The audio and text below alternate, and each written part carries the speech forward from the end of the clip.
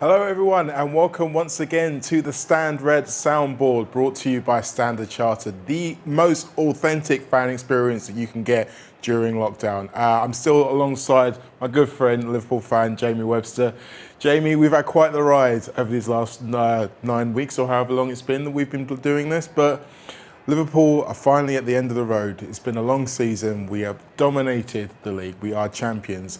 How much are you looking forward to singing them home one final time? Yeah, definitely. I mean, that title lift the other day, going back to that, I think it sort of rejuvenated everyone's support. I mean, don't know about everyone else. I thought it would be sort of a bitter pill to swallow, seeing us lifted and not be in the stadium. But you know what? I got to watch it with friends, and all the feelings that I thought I wouldn't feel, I started to feel as that trophy got closer and closer to Jordan Henderson's hands. Yes. So yeah, as I say, it's revived me sort of. Not that I'm not a massive, sort of enthusiast anyway. It's given me that little bit more of a spring in my step. So I'm definitely looking forward to it today, bringing all the chants and everything closer to you through the Standard Chartered soundboard app. And yeah, let's hope we get a load of goals from a few players who haven't maybe had the opportunities this year, and yeah, sign out in style and make a statement. Very much so. Now, we're obviously going to be signing out in style as well, and it's not just Jamie and I here. We've got Jason McAteer alongside us from his very plush home back down there. All right, Jason. Now, as Jamie mentioned, it is a slightly changed team from what most people are used to, but it's a good opportunity for a few other guys to get their names into Klopp's mind for next season. Yeah, absolutely. I don't think there's any surprise really with Jurgen's team. He's bedding in some more of the youngsters. He's giving more experience and game time to them boys. And also, you've got to remember, the Premier League has announced it starts again September the 12th. In that respect, what's that, 5-6 weeks away? So you have to take into account you don't want any injuries to the big boys, the likes of Mo Salah, Mane, who are on the bench today. You want to kind of wrap them up into cotton wool now. They've had a rest through the lockdown, but they played a lot of football in a short space of time. Obviously, they delivered the title in that spell as well. So, I'm sure they've had a good time over the last few days. But yeah, I'm not surprised that the younger lads and the fringe players get a game today. Yeah, I mean, for me personally, I think it's a blessing in disguise as well for the players. Not St James's Park, Newcastle. Obviously, Jason, you've played in some thrilling games against Newcastle over the years, like you said, albeit at Anfield. But St James's Park today, without the 50,000 fans, it's just going to make it a little bit easier, I think, for the lads to go out and express themselves. Yeah, it's a great place to play football. You're right, Jake. I played there loads of times. I played in derbies there when I was at Sunderland. So I know how important the crowd is up in Newcastle. It's a way of life, like Liverpool and Everton, Sunderland and Newcastle.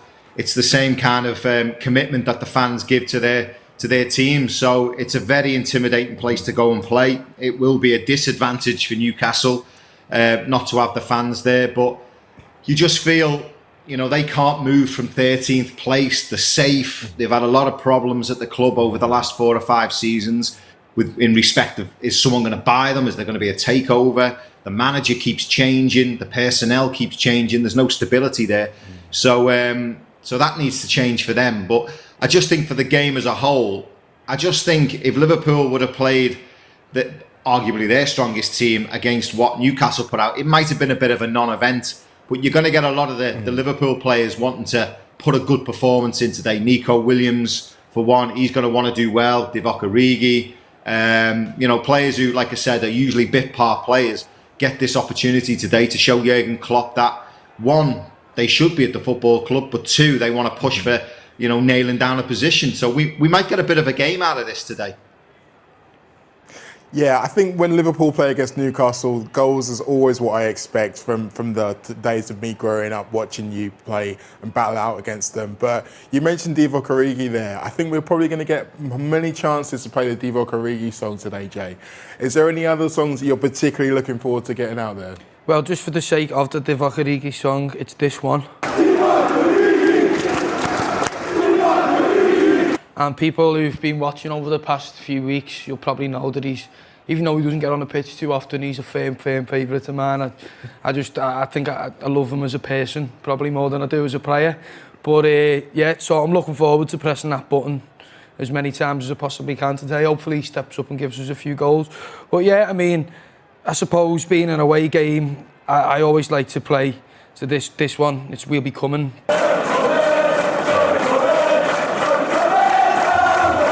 Because as like, you know, travelling on the coaches and stuff like that, when you do get close to the opposition stadium, you know, you want to let them know that you are coming down the road and that, you know, the Liverpool boys are in town, and that's always a song that I always like singing at away games. So that's one that I'll be playing today to replicate, you know, the travelling cop as best as I can.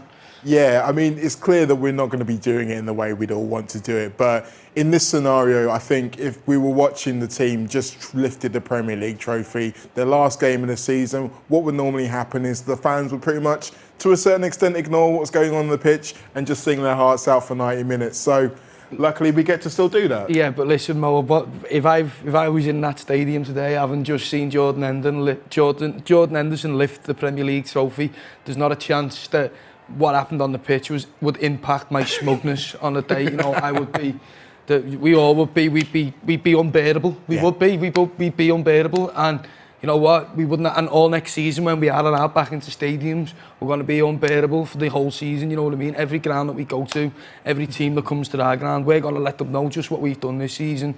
That not even, you know, COVID could stop us. We were there. Yeah. We're champions. Henderson's lifted arguably the best trophy lift, the Premier League trophy lift ever, with no people in the ground. We still outdone every other team. So yeah, you know, we can gloat on here though, like you say. Oh yeah.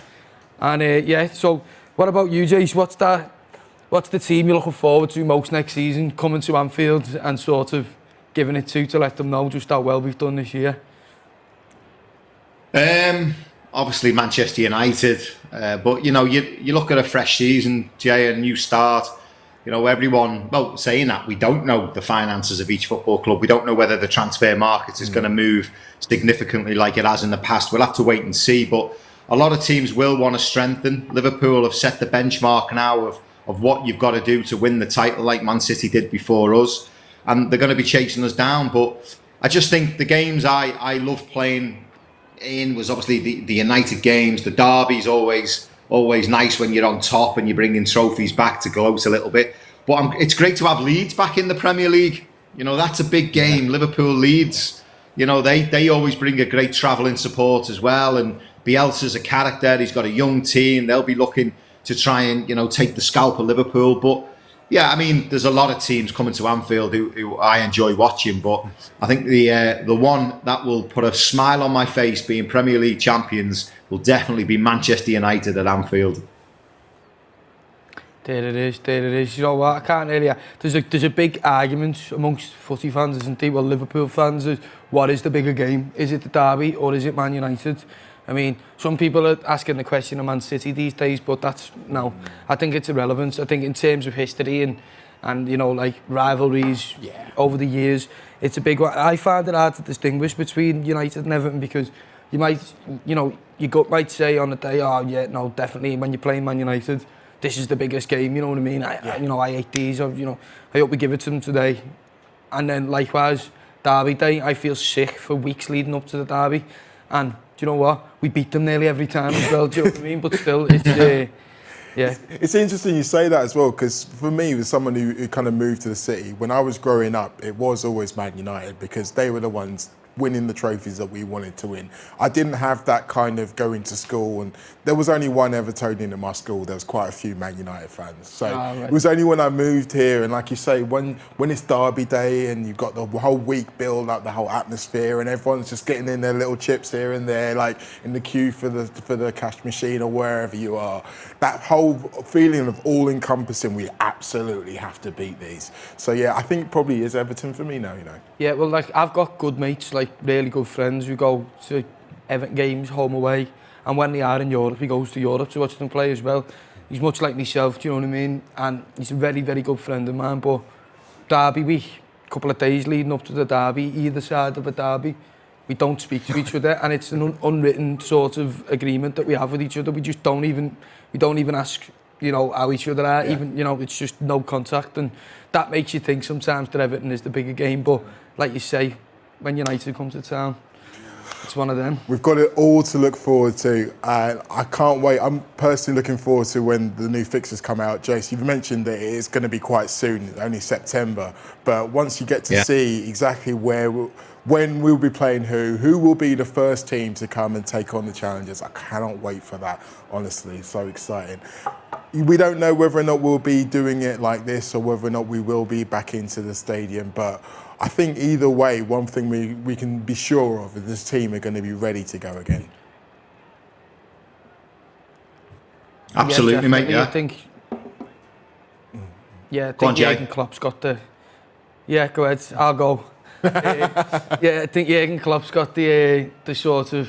He's got that. He's got his players, hasn't he? He's got the dressing room. He knows how to put the focus into the boys. I mean, me and you, Jace, we've had the privilege. You a lot more than me, obviously. We've had the privilege of being around this team, sort of behind the scenes and away from the cameras, and you know the atmosphere that Jurgen Klopp's created amongst those lads. It's like, without trying to sound too cringy, it is almost like a family or a brotherhood. The way that they are, and the focus amongst not only the playing staff and the Melwood coaching staff, amongst everybody at the club. You know, the focus is. I've never known anything like this. Even as a fan, I've never felt so together with I've never felt the players, everyone at the club is moving in the right direction like this. Not for a long time. And you know, it's an amazing time to be a Liverpool fan. Yeah, I agree, Jay. I think the criteria obviously changes because we've gone from hunting to being the hunted now, haven't we? So the mindset certainly changes a little bit for the players. You know, you've got to keep that desire, that ambition. You've got to keep all that now. And I think we've got a manager who can change the mindset. You know, it has to change, you know, because we've been chasing Man City. We've been trying to win Champions Leagues. Now we are the European champions. Now we are the Premier League champions, world champions.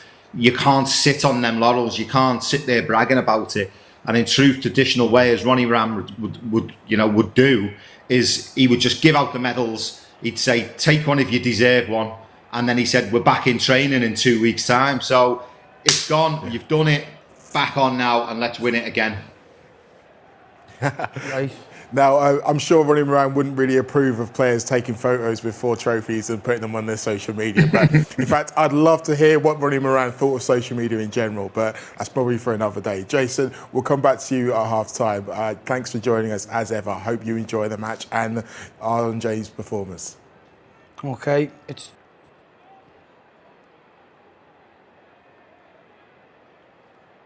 that point now, I think, where you know the players are out on the pitch ready to go.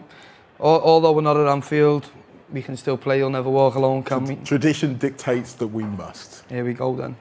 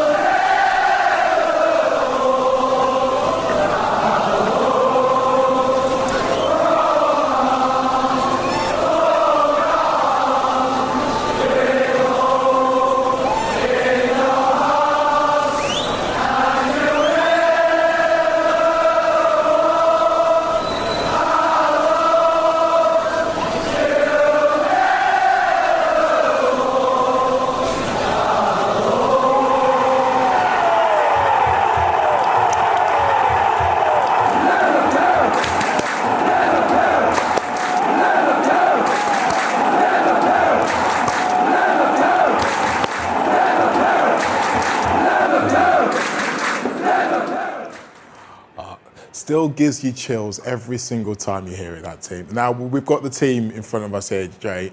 James Milner leading the team out as captain again. Talk a little bit about how much of an influence he has been and how much he can still be next season. He's just a bionic man, isn't he? Yeah, I mean, you know, just the standard he sets for young players and everything else is just absolutely phenomenal. You know, he's a top professional. We're lucky to have him, and Jürgen knows what a personality he is. That's why he's keeping him around. You know what I mean? And so let's say he might be 30 odd, but he's got the body of a 25-year-old. So who knows how much longer he can play football for? You know what I mean? Who knows? It certainly does feel strange sometimes when we're talking about footballers being old and they're all considerably younger than I am. Well, you know what? People thought he was sort of scaling down his career, moving to us from Manchester City.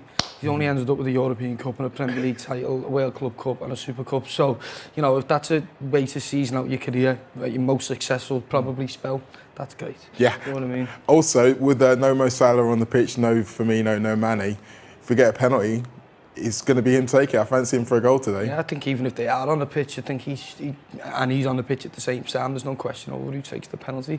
It's James Milner every day for me. Like I say, he's we're lucky to have him as a player and a personality at the club, and they're about to take the knee. So.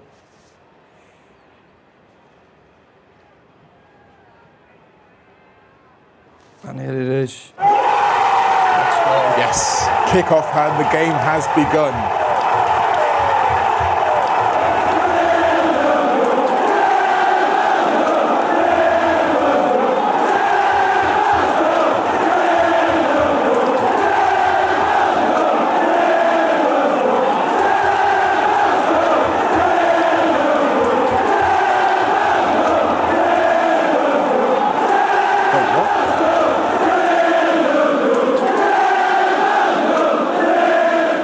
Wait, what? It looks like Newcastle have just scored. I didn't even see what happened. I think we were watching a replay of something else, and now the ball's in the net. The free kick that we conceded straight away. Shelby's put a quick ball over the top. It looks like he might be offside. Nico Williams has come back in. We'll have to wait and see. But yeah, not exactly the start we were after, AJ. No, very strange. Very strange. I don't think there's a VAR call here. You know, I think. Do you think he's just onside and it's a goal? He's onside and it's a goal because the replay hasn't seemed to show. No, no, there's no replay of a VAR check. It's. Yeah, I mean, I only said that because I just assumed they check off for everyone. But yeah, looks like Newcastle taking the lead. So. Yeah. Yeah, here's a VAR check, but. Oh, actually, no, I think he's onside. Nico Williams was back in, and it looks like he's played him onside. So, yeah, Newcastle taking the lead. I wonder it's very, very strange, that, I must admit. You know what, I think we should do what we normally do when we're in the ground and Liverpool concede a goal, which is just start singing, mate. Absolutely bizarre. Absolutely bizarre. I don't think anyone in the stadium knows what's happening at the moment in time. No. And if you're thinking we do here, you're very, very mistaken. Yeah, we're watching the same as you are.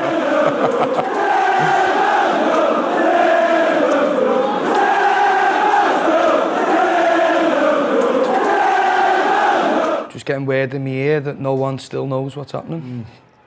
Just keep singing, lad. Yeah, the songs have even faded out now and everything. The soundboard doesn't want to play. Everything's writ off. Oh, it's a terrible end to the season. I'm only joking. I'm only joking. Listen.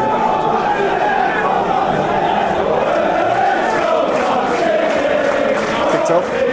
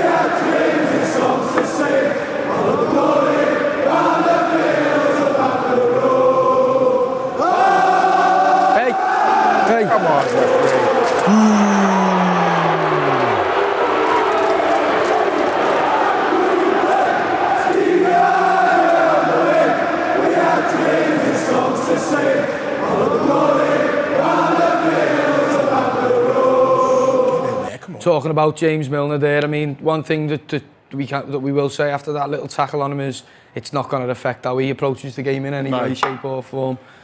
No, not at all. And one thing we did forget to mention is that Newcastle have got a couple of former Reds in their team who may well be slightly more motivated than us. And it was Shelvey with the quick free kick who led to that opening goal, and it was him who put in that rather questionable tackle on Milner. So we'll have to keep an eye on that, lad. But, you know, it's James Milner with the Premier League winners medal. And, you know what?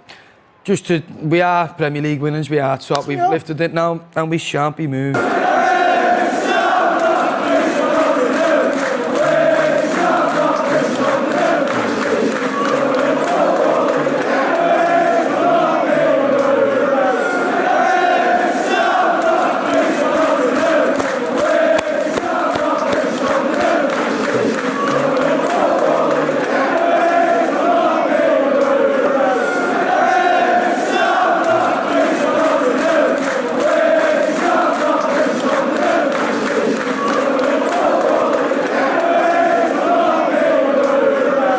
We are a great football team now, aren't we, Mo? We are, and I mean, I think even taking that early hit is not really it's gonna shake us into action, I think, and we've got enough talent on the pitch to be able to ride out exactly what Newcastle have.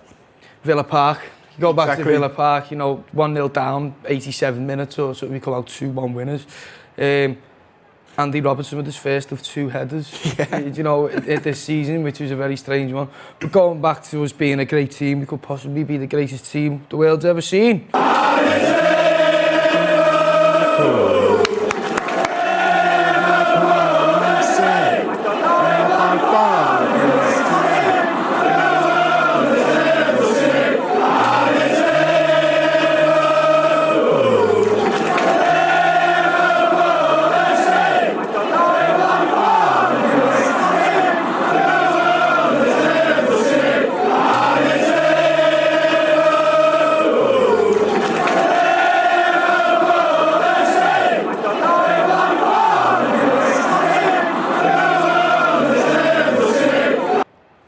Yeah, I agree with that, to be honest.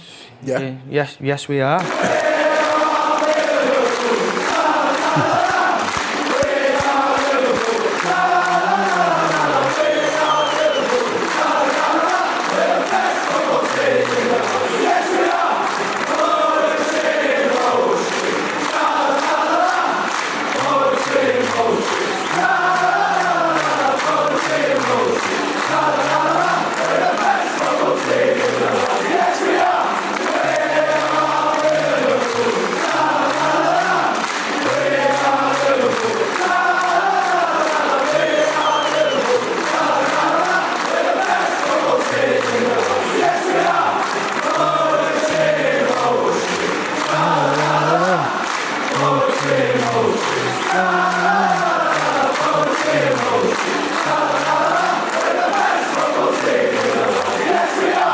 Yes, we are. Yes, Something else we also are still.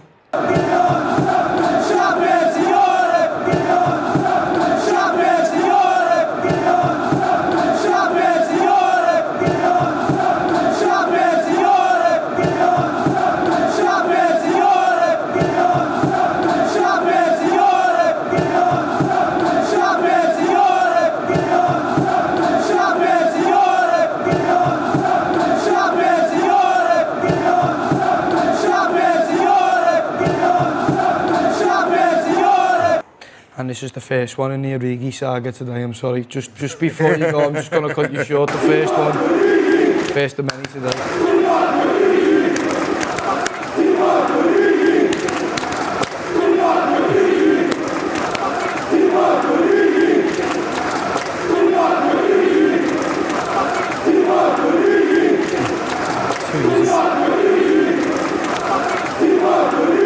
And ball.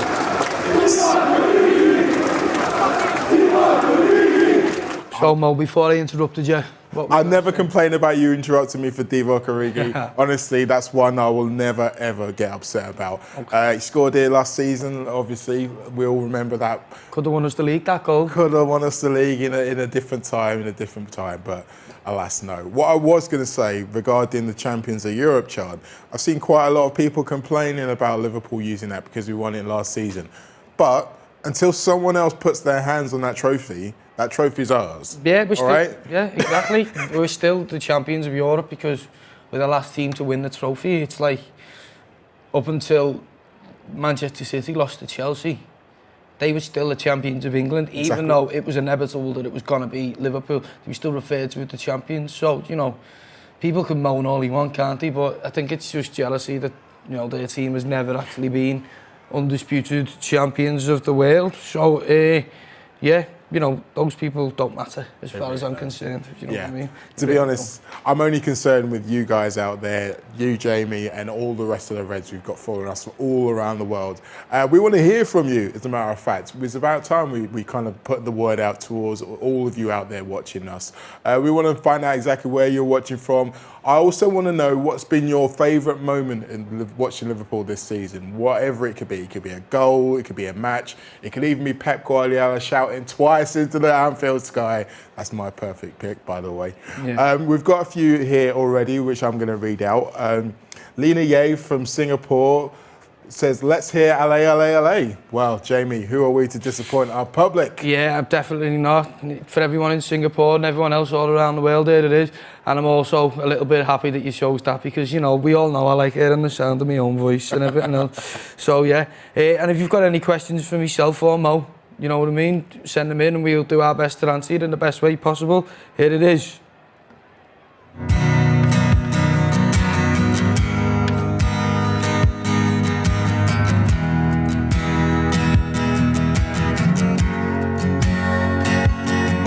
All of Europe, we're never gonna stop. From Paris down to Turkey, we've won lots. But Paisley, Hampton, Shankly, the fields of Anfield Road. We are all supporters, and we come from Liverpool. Allez, allez, allez. Allez, allez, allez. Allez, allez, allez. Allez, allez, allez. We've conquered all of Europe. We're never gonna stop. From Paris down to Turkey, we've won the hearts. But Paisley, Hampton, Shankly, the fields of Anfield Road. We are all supporters, and we come from Liverpool. Wait for the shaker. Allez, allez, allez. Allez, allez, allez. Allez, allez, allez. Shakers are in most songs, you know, you should listen out for them. Allez, allez, allez. We've conquered all of Europe. We're never gonna stop. From Paris down to Turkey. Yeah, I think, if I was a producer, I'd be more shaker for every song. The fields of Anfield Road. Just listen to the impact in the song. We are all supporters, and we come from Liverpool. 1, 2, 3, 4. Allez, allez. Allez, into it. allez, allez. Allez, allez. You could quite easily do that in the cot with the old rattles. Yeah, yeah. Do you know what I mean? We've conquered all of Europe. We're never gonna stop. From Paris down to Turkey, we've won. But Paisley, Hampton, Shankly, the fields of Anfield Road. We are all supporters, and we come from Liverpool. Allez, allez, allez. Allez, allez, allez. Allez, allez, allez. Allez, allez, allez. Allez, allez, allez. Allez, allez, allez. Allez, allez, allez. Allez, allez, allez. I watched that. end product there from Minamino, I Unlucky. think. Yeah, he's showing little glimpses of what he's going to be. He's just not quite got there yet. Hopefully we'll see it from him today. But Jay, I've got to tell you, you've convinced me on the whole Shaker thing. No. Like, one of my ambitions has always been to get accredited on a big song. So maybe I'll just start hanging around studios with my Shaker and just be like, invite me in. Honestly, yeah, the Shakers are just... I love them. If you listen to my album that's due to come out, and most of that LFC album that's already out, you'll hear it. Now that I've mentioned it, if you listen to it, you'll be like, oh yeah, Yeah. Oh yeah. Especially when you got headphones on, I love it. Now, if we're getting to do this for next season, we still don't know if that's going to be the case. Might there be another one of your songs making it onto the stand boards? Maybe, perhaps? I mean, put them all on there, you know, all the way in the sound of my own voice. But yeah, we'll see. We'll see what happens next season, I think. We'll see. Yeah, I think it's best leaving it until we know what's happening. You know what I mean? I don't want to get anyone's hopes up in case I can't deliver on what I've said. So yeah, we'll sit tight on that one. But more the merrier as far as I'm concerned. Well, you may be a superstar by that point, Jay. We might be not be able to afford you. Congratulations on getting into the top 10 now. Yeah, you know, so. It's all right. It's gone back down to number 26 now. So it's you know, it's the fickle world of music. Better to be someone for a day than no one for a lifetime, I suppose. But you know, yeah, no, don't worry about that. I've always got time for Liverpool fans all around the world. In fact, you know what? The best way to show that is by action, not words. So I'm going to press a button and you're going to hear a Liverpool song. So...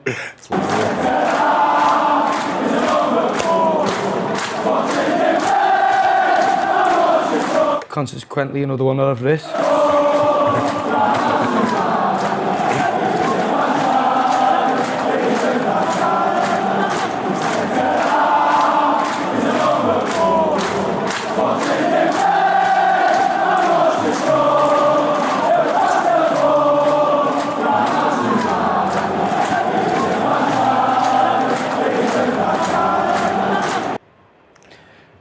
Yeah, let's hit them with another one, Mo. Why not? Keep the party going, mate. That's what today is all about. I mean, it's a Sunday after all. It's a day for everyone to be happy, be relaxed, and enjoy themselves. And rejoicing, shall we say. Exactly.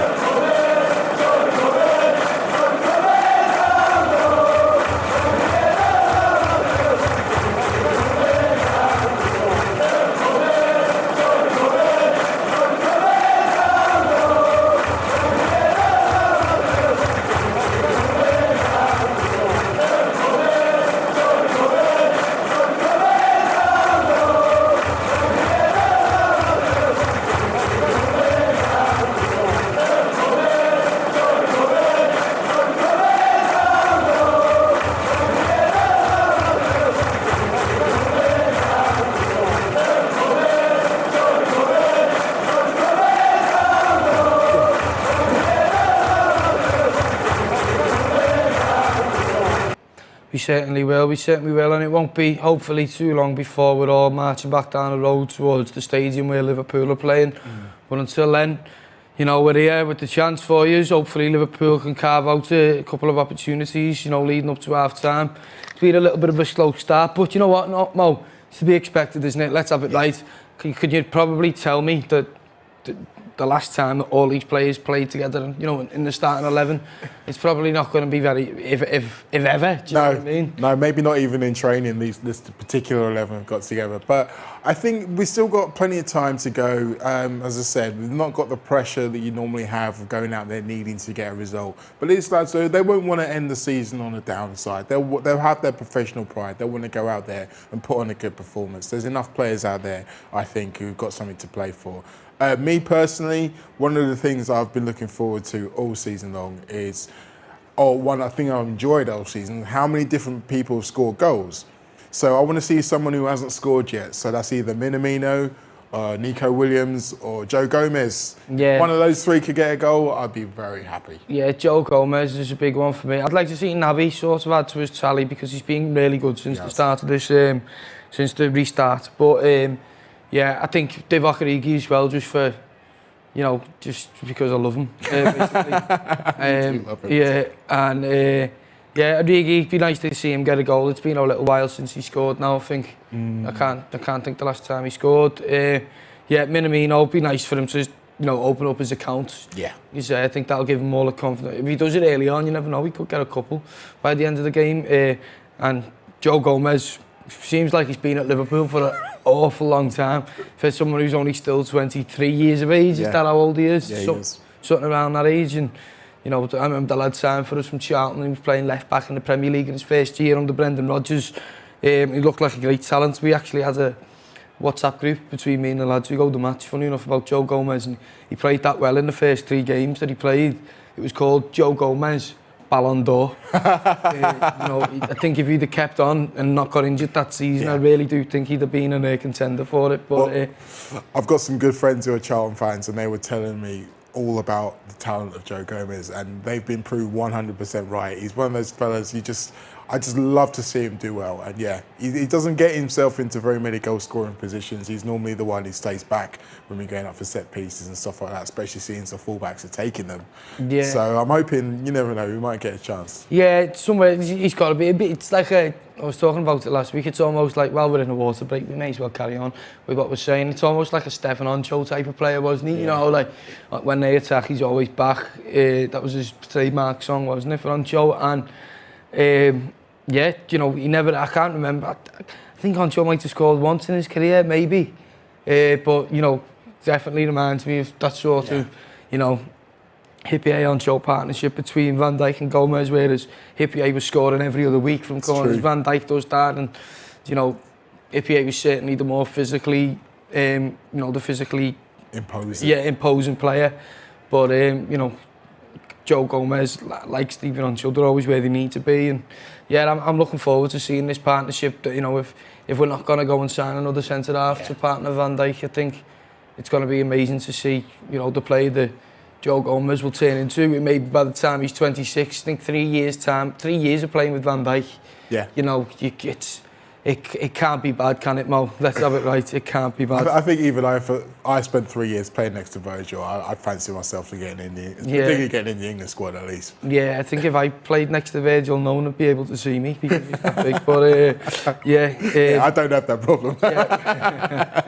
Well, we can all dream about these things, can't we? But for now, it's Joe Gomez playing next to Virgil, and fair play to him. He's made that position his own. Joel Matip's not too shabby either. When unbelievably composed player. But I'm just going to throw this song out for someone who's actually not on the pitch today. This is for Bobby Firmino, who got his first goal at Anfield in the league against Chelsea with a great header. So this one's for you, Bobby.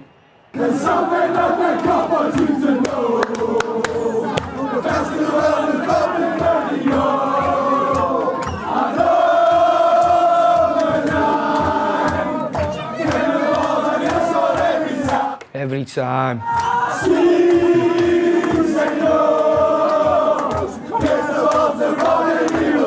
2, 3, 4.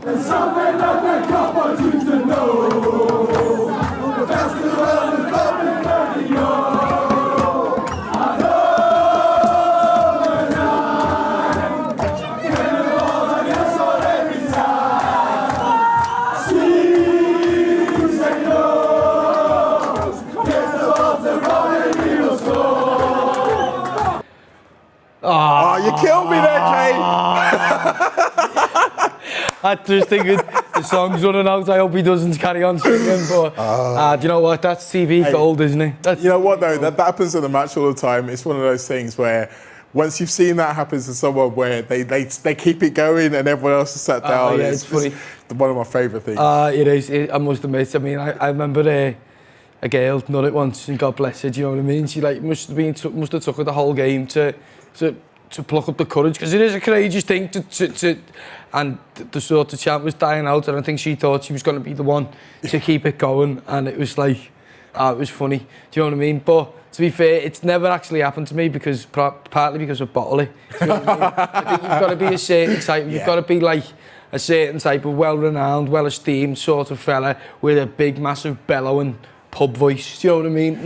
Not a singer's voice, like a pub voice, like, come on lads, that sort of thing, where it's just absolutely ridiculous.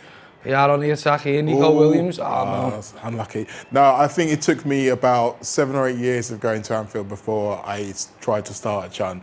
Not even tried.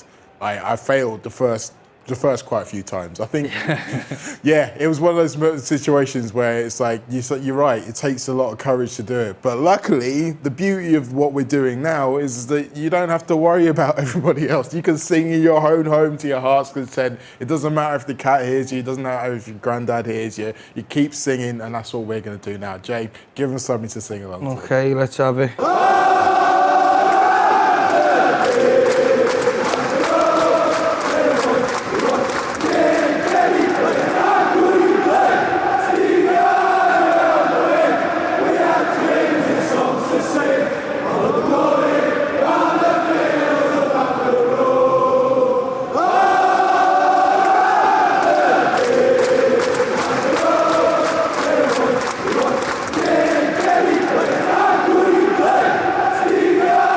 Letting you know, Mo, it stops after this.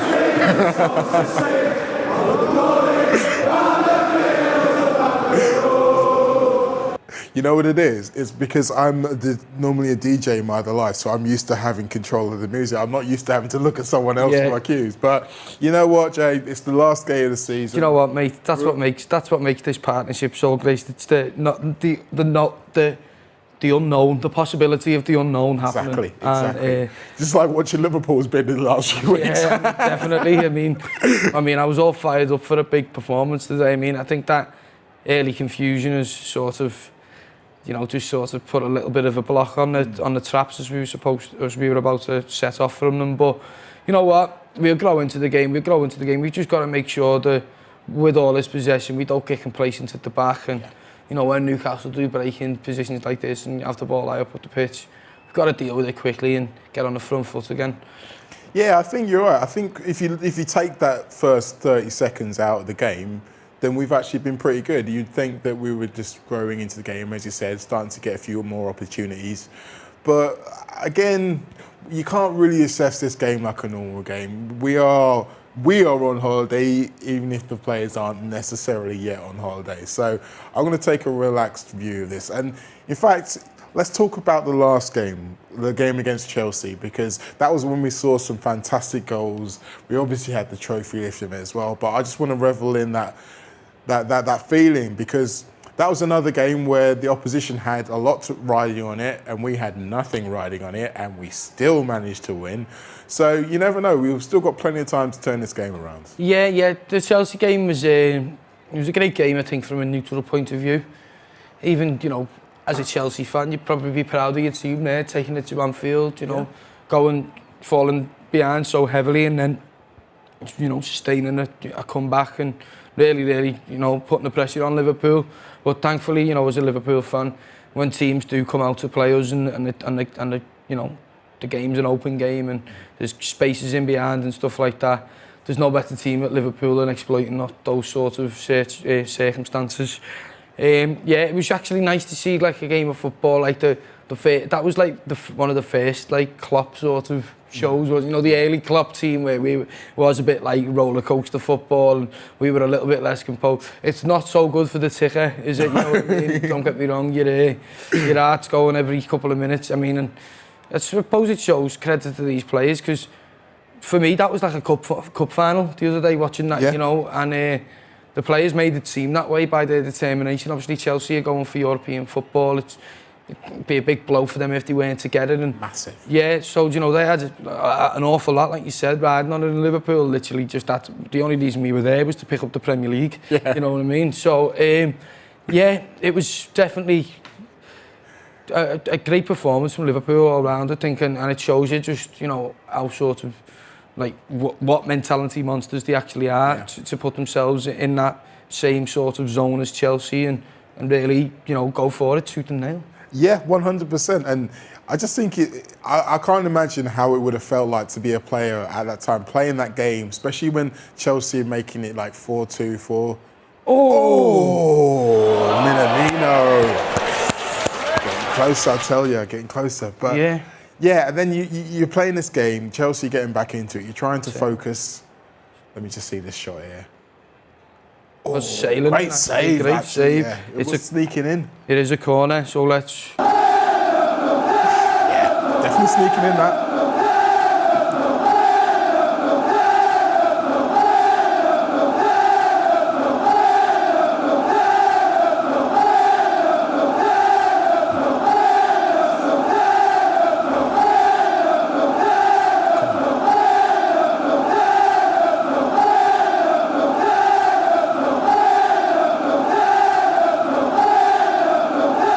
That's more like you want to see from Minamino, isn't it? You know, coming off the front line, deep, turning, you know, creating space for himself, and like you say, if there's nothing on, have a go, and you know, we're very nearly level then, and that's what you want to see from a new signing, isn't it? I think that's what he needed to do a little bit more of in his, you know, don't get me wrong, it's a completely different style of football, you know, new language, new everything to get used to.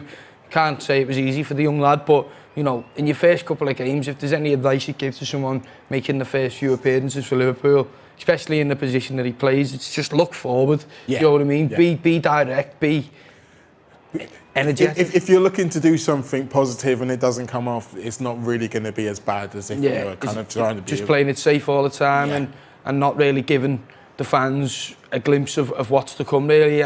Even players like Albert Riera, I remember, you know, he wasn't the worst player in the world, but he certainly wasn't, you know, one of our biggest signings in the past 15 years. But I remember his first game against Man United, and it was a really, really good display. You know, he didn't do anything out of the ordinary, but everything he done positively. Yeah, with conviction. Yeah, with conviction, and I think that's the mindset you have to adopt. And yeah, I mean, look, he's getting on the ball now. You can see him. He wants the ball. He's moving down the pitch. This is what we need to see from this lad, and it's obviously why Klopp's given him the 90 minutes. He's told him what he wants from him, and let's hope that he can, because he seems like a lovely fella. He does, and it makes you wonder how much of a difference it would be if we had fans in for someone like him, someone who can maybe feel a little bit more nervous, and if he had a full crowd behind him singing his name and those kind of things, that will kind of build his confidence. Maybe we would have seen him kind of click into gear a bit quicker. Yeah, well, definitely. I mean, but on the other side of things, he has been here less than, well, it's probably around 6 months now, because we're still playing this season, unfortunately. But you know, Naby Keita's into his 3rd season now. True. And only now have we seen him put together a certain run. Don't get me wrong, he's shown glimpses of brilliance throughout his time at Liverpool, but not consistency. And it's only now that we're starting to see him look like you know, a consistent player, someone who's performing to a high level every week, someone who's making things happen every week, someone who's getting talked about. Nearly 3 years, do you know what I mean? So, yeah, like I say, there's plenty of time. Yeah, or 2 years, the end of his 2nd year, yeah, there's plenty of time for the lad. Of Jürgen's, you know, he's patient with his players. I think if you display the right attitude, he'll definitely support you.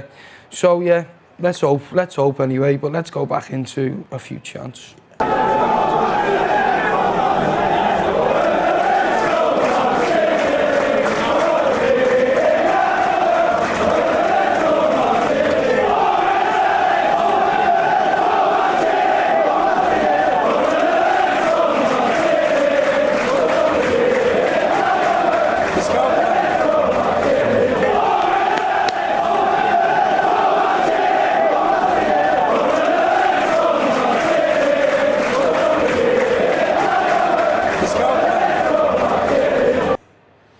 Yeah, let's hear it for Bill Shankly as well. Yes.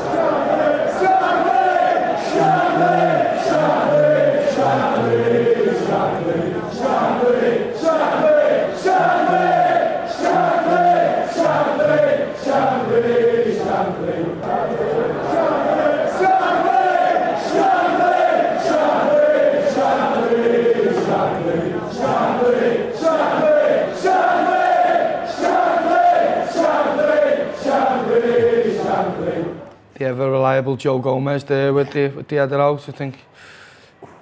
Yeah, he may not be getting many goals at the moment, but we can always rely on him to do the thing he's in the team for. He's a cool customer, that's for sure. What's everyone been saying, Mo? Well, we've got some more shout-outs here from around the world. We've got Rob Orthier, who lives in Massachusetts, who says, hello from the North Shore of Massachusetts, USA. Let's enjoy a great game with our Stand Red champions. Yes, I very much agree with that one, Rob. Thanks you for all your fan support to me and to Jamie and to everyone. Rob, we appreciate you very much for sticking with us over this time. Hopefully, we'll be able to get to see you again next season.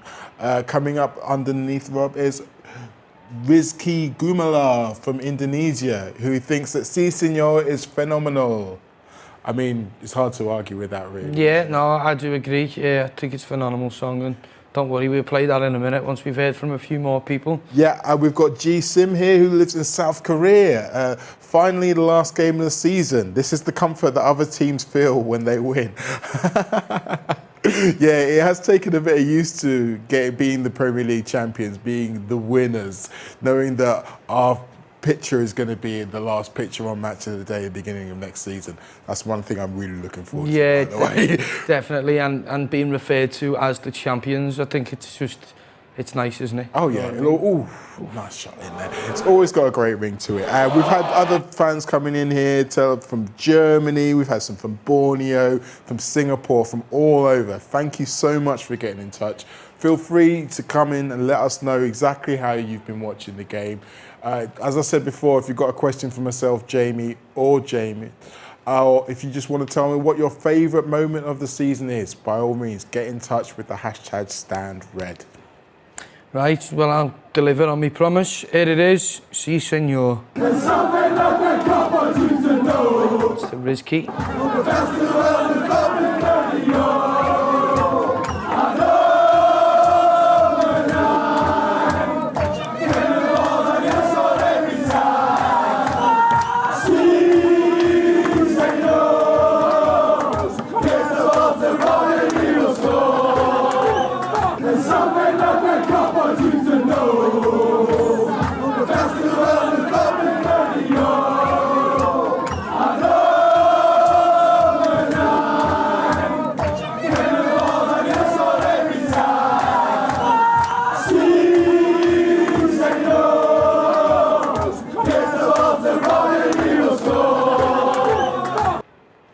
See there, you didn't get me that time. I was keeping an eye out. But do you know what I was actually going to do? I actually had you back there. If you were going to sing again, I was going to press it again to restart the song. See. But, you know, we look after each other. After that first little lapse in communication, we're back stronger than ever.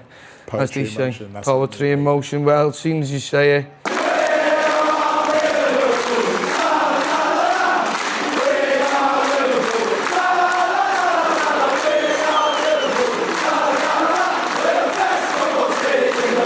Yes, we are.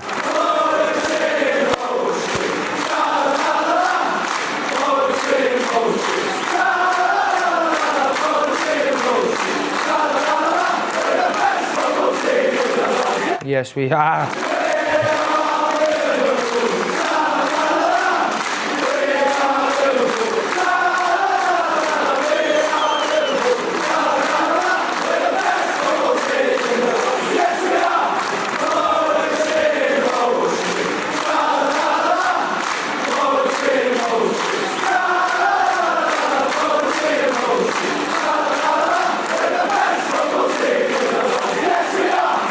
And seeing as we've got a free kick in a promising position, area. we class it as a corner.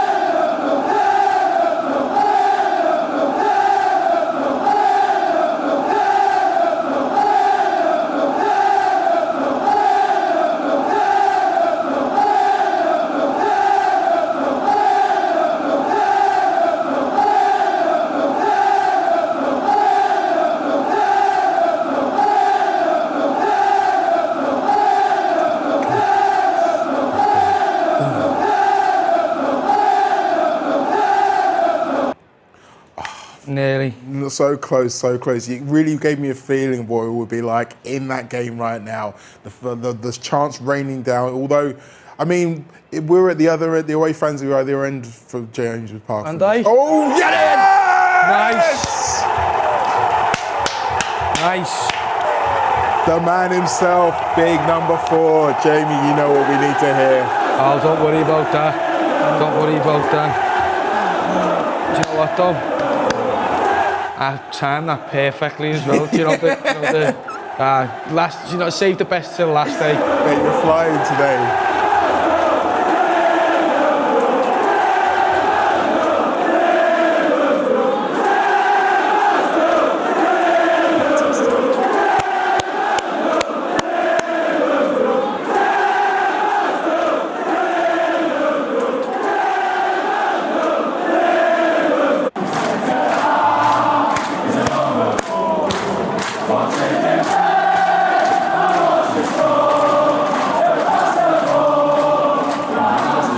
Who is he?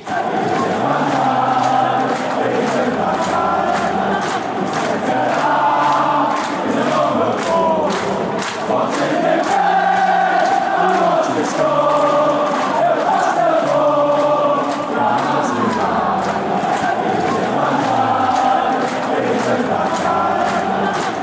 already you can see the spring in the step of the lads now, do you know what I mean? We just got to say this ball over the top is something that we've got to be very careful of. But as we said, Van Dijk's popping up with the goals and Joe Gomez is there on hand when you need him. The cleaning up like a Hoover there with absolute lightning speed. And I can't believe he's given a free kick. He's given a free kick? What? No way. I mean, I know that we're not supposed to talk about specific referees or anything like that, but I mean, that's a very generous decision if you ask me. Yeah, I mean, yeah, but don't worry about it too much. As you say, Joe Gomez is back in the box now where he needs to be, and as to is Virgil van Dijk. So, yeah, Liverpool just need to stay organised now. I think we go in 1-1 after that. Go in 1-1 after that sort of shaky 30 seconds where no one really quite knew what was happening. I think, we can sort of regroup for the second half. Chamberlain was nearly in there. He was very much the catalyst for that goal as well, wasn't he? He was like something that we don't really associate with him as a Liverpool player, more with his Arsenal days, getting down the outside, nipping the ball in.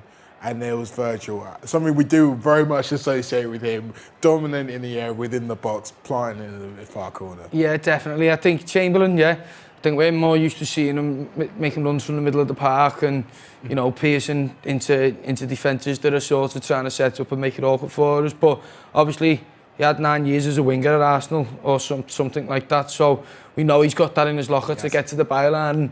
It's a credit to him really, because when things aren't quite happening for you, don't be wrong, he is on the right hand side today.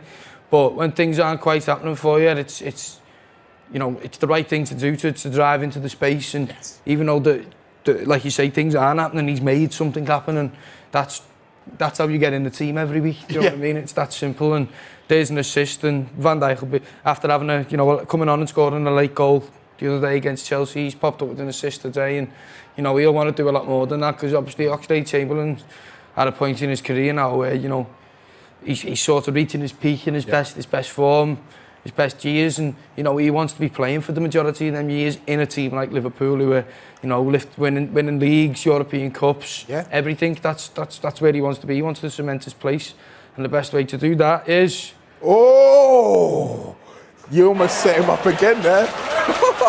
Well, that's exactly how you do these sorts of things. You stand up and be counted. The game's a little bit scrappy here. There's not too much giving each way. That's what you do. You pick the ball up.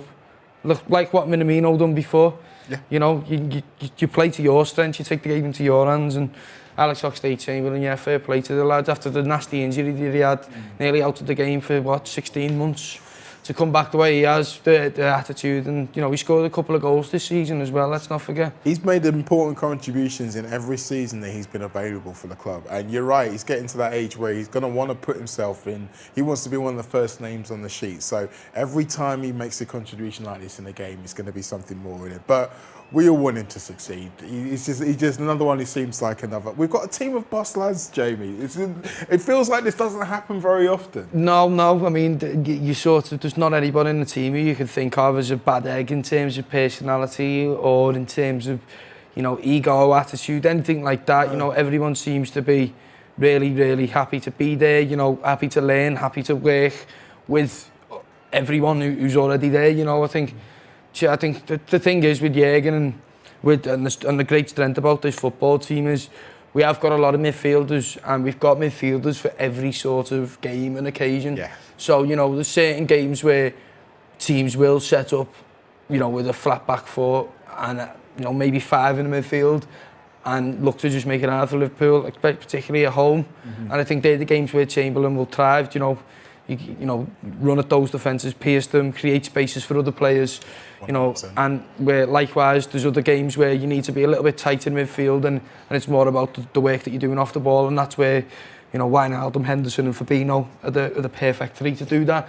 And it's no disrespect to Chamberlain, because he shines in areas where the others don't, and that's the thing about a football team. It's consisted of a lot of. It's not just the 11 on the pitch. Look at our bench today. Do you know what I mean? Just take a look at our bench today. Everyone is important, and you need, whether it's every single week or 10 minutes a week or half an hour one week, a full game the next. You've got to be ready and you've got to be sharp to play for this football team. 100%, and I think that's something that's worth remembering at this time where we're going into the end of the season, going into what's normally the transfer period where everyone kind of goes a little bit crazy for transfers. We need to remember the quality that we've got in our squad already, and this game is proving it. We, as you said, we started slowly, but we've been able to slowly wrest control back from Newcastle, and now we're knocking it around nicely leading up to half-time. Definitely, and I think the best way to go into half-time is to play us in with the song, and my guess is there'll be about 3 minutes or something added on, so what a perfect time to play Allez, Allez, Allez, a 3-minute song. Hopefully take us into half-time. I mean, let's see how this goes here. But yeah, I don't know about you, Mo, before I press the button, I'm pretty happy with how Liverpool have been today, and yeah, I think 100%, yeah. A little bit of a shaky start, like I say, unfamiliar lineup. Happy days, let's have it.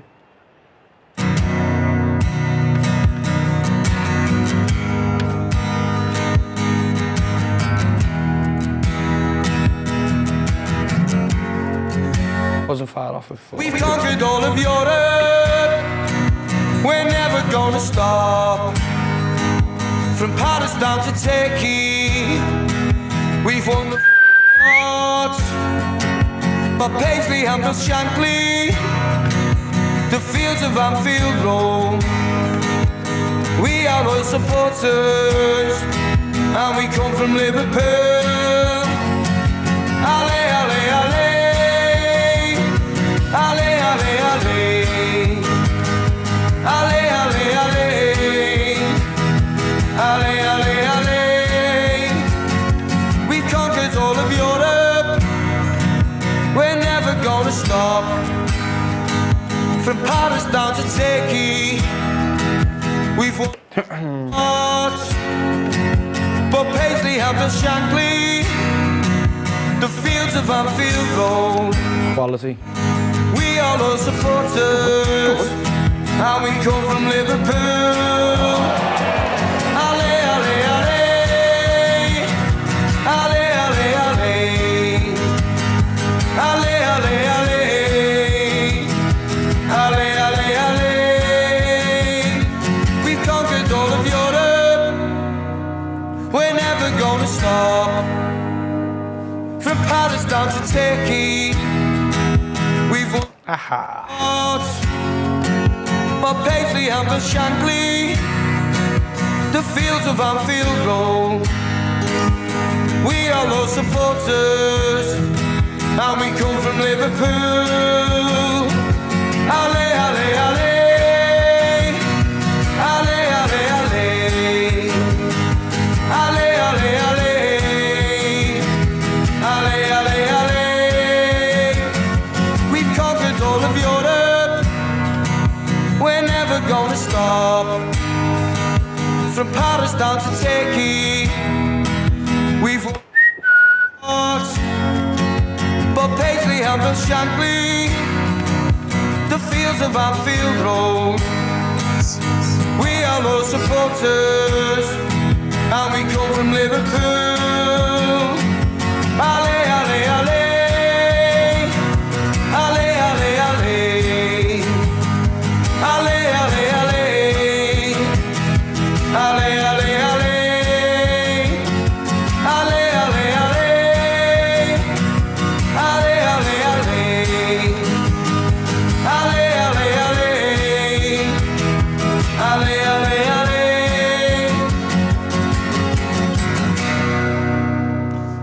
So the only time so far this half you've got your timings wrong. We've got 1 minute before half time. Yeah, well, yeah, I suppose it's a good time to reflect really on the half, you know.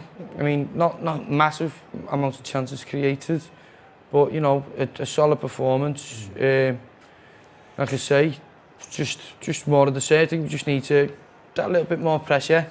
But again, I think it's a bit of a measured approach because Newcastle can catch us on the break. They've got a few quick plays. They've got play, as you know, Shelby can pick out a pass. Dwight Gale knows where the goal is. The other lad who's playing on the left-hand side, I always get his name wrong, so I'm not going to... Sam Maximan.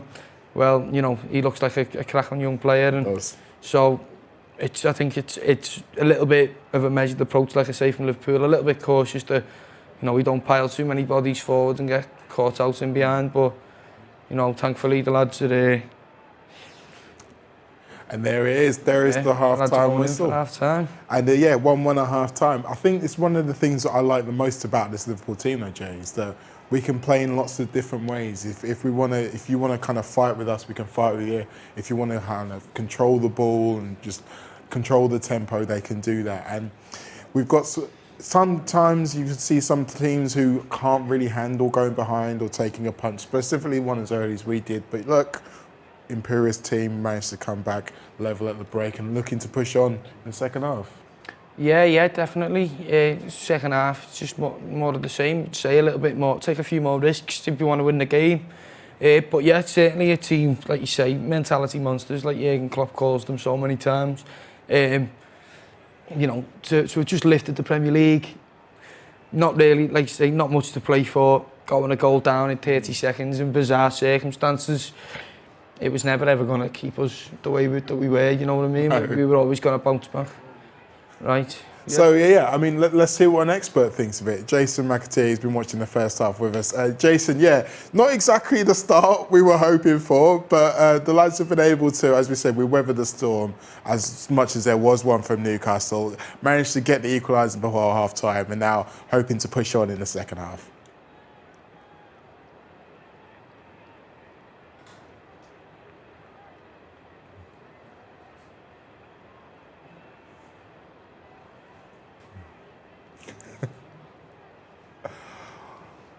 Oh no, it appears that we can't hear Jason. I don't know if he can still hear us. Sorry, we missed all of that fantastic insight from you, Jay. We'll probably get you connected. It might well be that we've got another leaky lead. Things like this happen on the last day of the season, what can I say? Yeah, it's one of those things, isn't it? You know what I mean? Technology, unfortunately, we're relying on technology rather than personnel. As you can probably see, Jason's here, ready as always, in voice and in spirit. I'm sure it was very insightful what he was saying. I'm hoping that he can, as always, Jason's got words of wisdom. He's a very intelligent fella, despite what people say about him. Hopefully, do we think we can maybe try and give him a go again, or we're just gonna carry on until we can sort this out? I'm sorry to Jason, who's probably sat there at home thinking, what is going on? Yeah. I'm sorry to everyone who's also watching, thinking, who are these two people and what are they doing?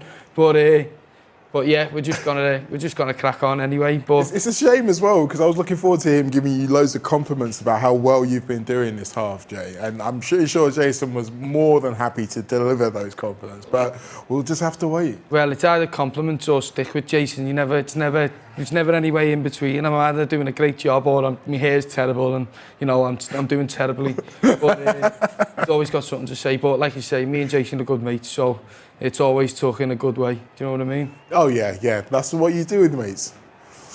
So obviously that's what you do when you're with friends. And hopefully every one of you out there have been enjoying this game with friends, whether you're at home, wherever you are. But as I say, it's been a very tight game in terms of the scoreline, even if it hasn't been that Newcastle have had a massive amount of the ball.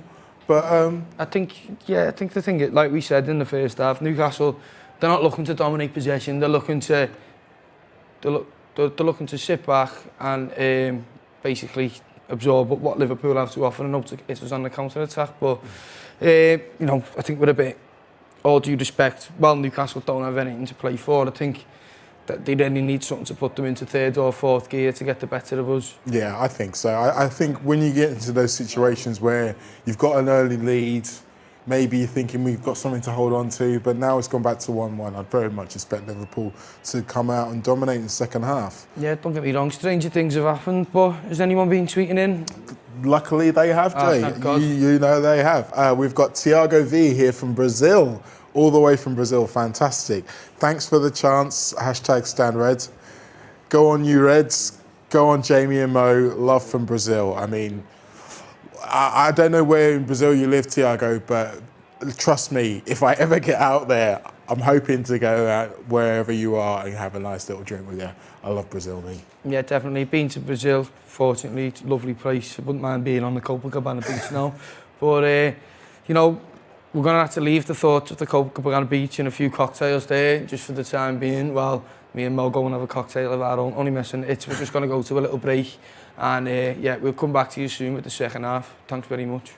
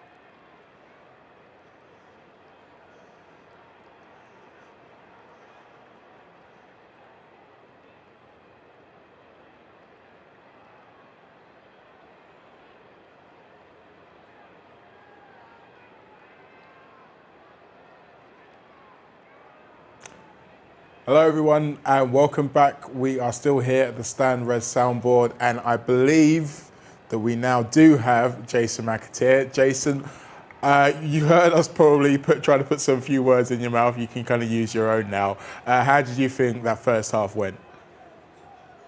It wasn't the ideal start, Mo. Obviously going a goal behind after I think 25 seconds is never good, but I think there was a couple of fuzzy heads out there from the other night from a Liverpool perspective.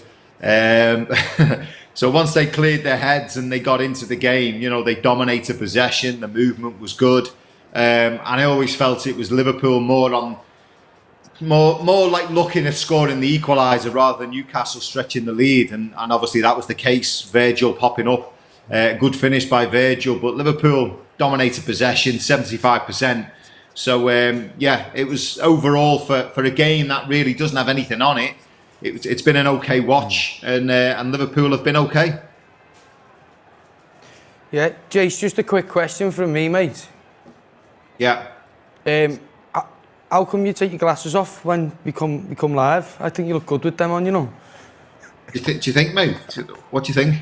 Yeah. You know, Robert De Niro, that's the first thing I'm thinking there. Robert De Niro. Yeah, Robert De Niro. I'm seeing Robert De Niro it, yeah. in what film? Robert De Niro in what film? Like, you know, more recent Robert De Niro. Meet the fuckers, I reckon. What? That's Robert De Niro. He's about 100. He's about 110. Yes, honestly, mate, it's a good look for you, mate. You look like one of them sugar daddies. Yeah. I could just picture you sat there now, business class. I could picture you now on the plane with your paper and that. You look really, really distinguished. But yeah, anyway, back to the football. Yeah. Anyway, what do you reckon second half, mate? I think there'll be a few changes. Not in the beginning. I think Jurgen will keep it 20 minutes, and then I think there'll be a little run out for the likes of Mo and Sadio maybe if it's 1-1. You know, Newcastle are giving a all right account of themselves. They need to get hold of the ball if they're going to score goals. But I do see Liverpool, you know, trying to get the winner. I think it'll be more of the same for Liverpool. You know, attack, keep possession. The passing's been crisp. So yeah, I think it'd be nice to see if the likes of Minamino scoring and maybe Curtis coming on as well. Yeah, I must admit, I would like to see Curtis, maybe Harvey Elliott as well. It'd be nice to see him step up and maybe get a few minutes under his belt. But going back to the other thing, it's Robert De Niro in Goodfellas, Jason. That's what I was thinking. So you might take a little bit better than that. You might be being a bit kind there. I think you're probably worried about stitching him up on the international TV. That's like you're trying to reclaim it a little bit. I'm not worried about that one bit. Me and Jason. Mo, okay, what Jason, age are you, Mo? I don't really want to say that to everyone out here. I want to allow people to guess, which to tell you probably how old I am. Where's your glasses? I'm older than I'm guessing you're around the same age. No, I'm not that old. I'm only just older than people on the pitch. I'll put it that way. Only just. But yeah, before we get into anyone having to produce birth certificates, Jason, it looks like the second half is going to come back to save us. So thanks for your insight as ever, and we will be coming back to you at full time. See you later, mate. Okay. So yeah, the game is back, Jamie, to save us. Not a moment too soon. He's a good lad, Chase. He's a really good lad. So right, the game's back. Let's go straight back in.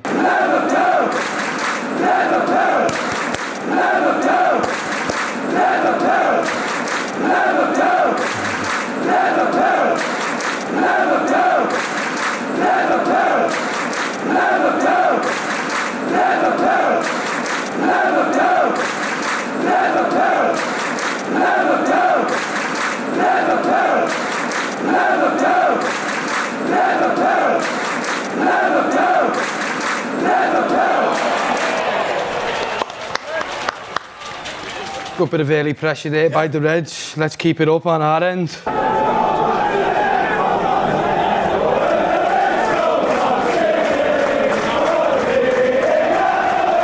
Just leaning back slightly.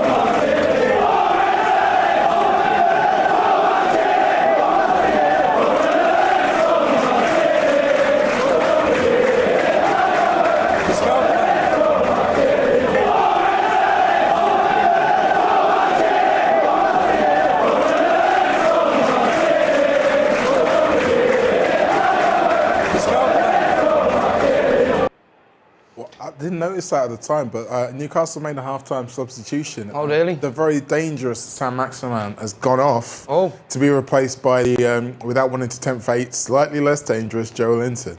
Well, you said slightly less. I'm going to touch wood that is the case. And to be fair, he has dyed his hair red, it looks like, so maybe he's trying to... Maybe he's a Liverpool fan? Maybe he's trying to get in Klopp's shop window, so maybe I should be a bit more careful about shouting him off. Maybe so, but here's our rule. Liverpool have got a corner, which means I must press this button and you must all hear this sound.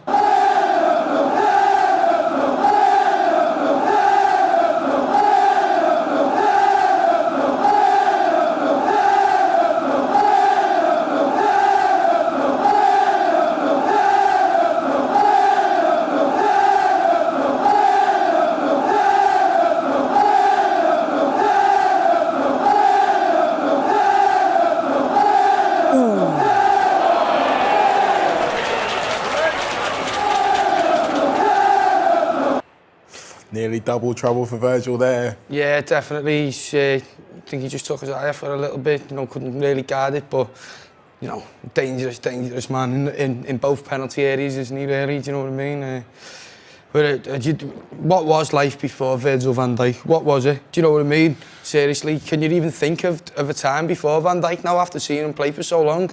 It was a lot more anxious, I can tell you that much. Definitely. Every single cross that come towards the box or every time a long ball was played, you know, your heart was in your mouth, but that shows you what a great player he is. And I think we're just going to have to pay tribute with a song.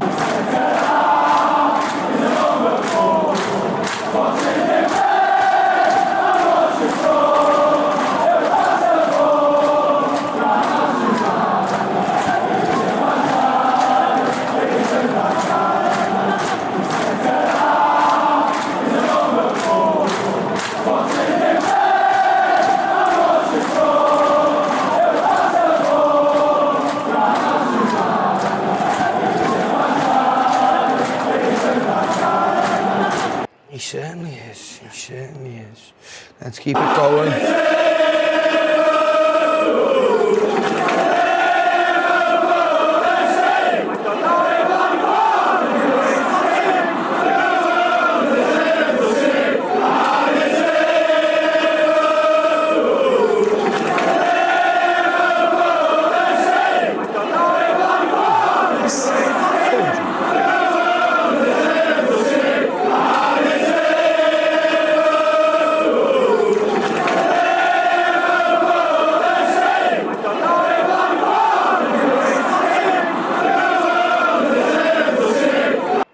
I hope to God he's all right. I couldn't tell who it was, and then I just got a little flash of blonde. It's your boy, Divock. Oh, I hope he's all right. Who's done that to him? Don't worry, Dave, I'll have a word later. I always say, just call him Dave. Me and my mates always have a joke that if he was born in Liverpool, Divock Origi, he'd definitely be called Davey Origi. Yeah. You know what I mean? But he's not. Well, yeah, you wouldn't think he'd have the nickname Divvy, would he? Like... No. I wouldn't call him that to his face. Exactly. And if anyone did call him that to his face, I'd be very, very upset with them, to be honest with you. Because no one's allowed to say that to him. Oh, like he's back on the ball again, making magic happen. Yeah, even when he's not making magic, he is still making magic. Do you know what I mean? He's one of those players. Not the most decisive clearance from Joe Gomez there, but let's just keep the chance going.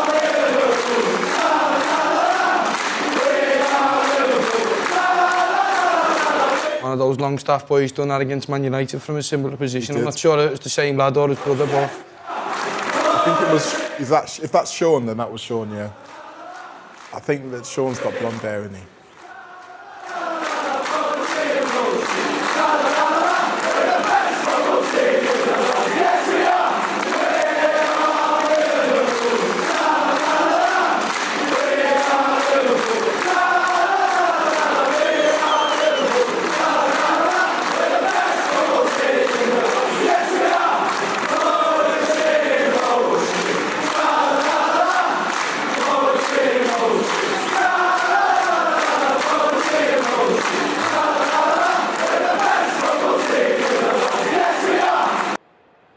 yes, we are.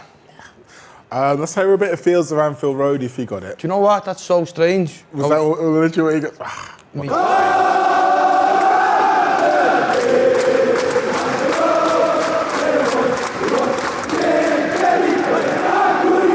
Certainly could.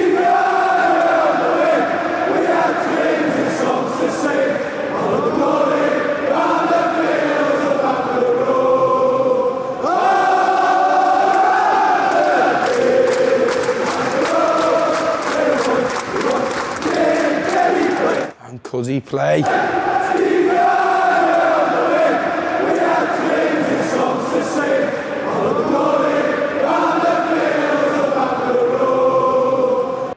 Fantastic. Fantastic indeed. Let's keep them going.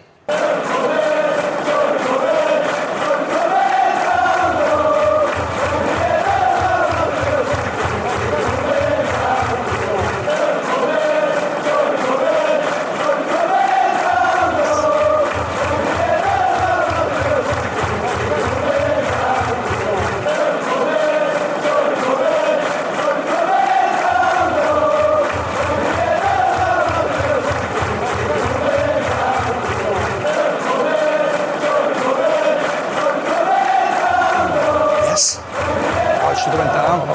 Yeah. It's too nice. Could have played for that there, I think. Yeah.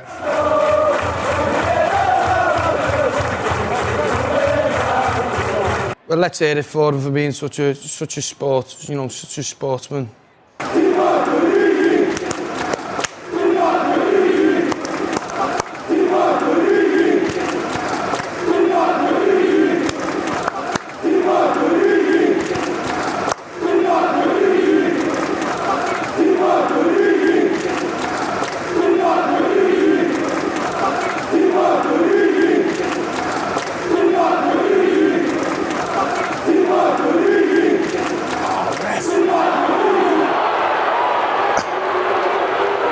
Be a card at some point, surely.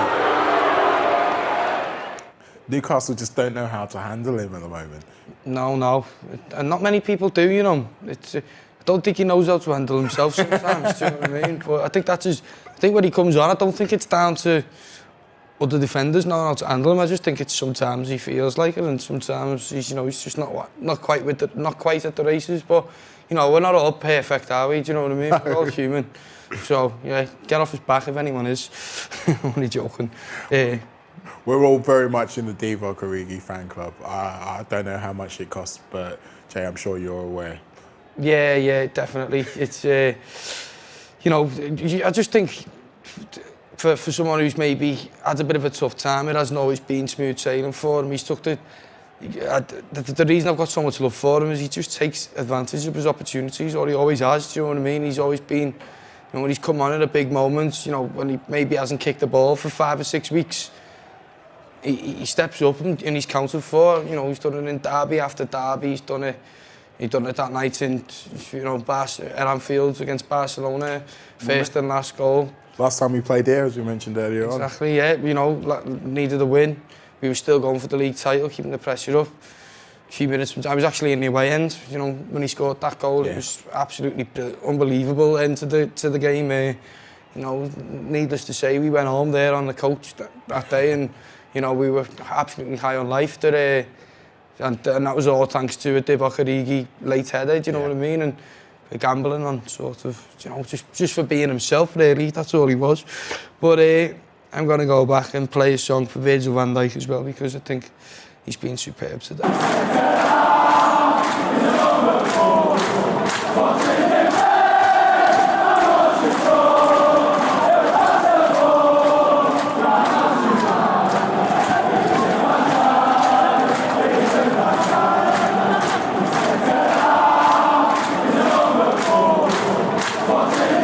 What a turn, by the way.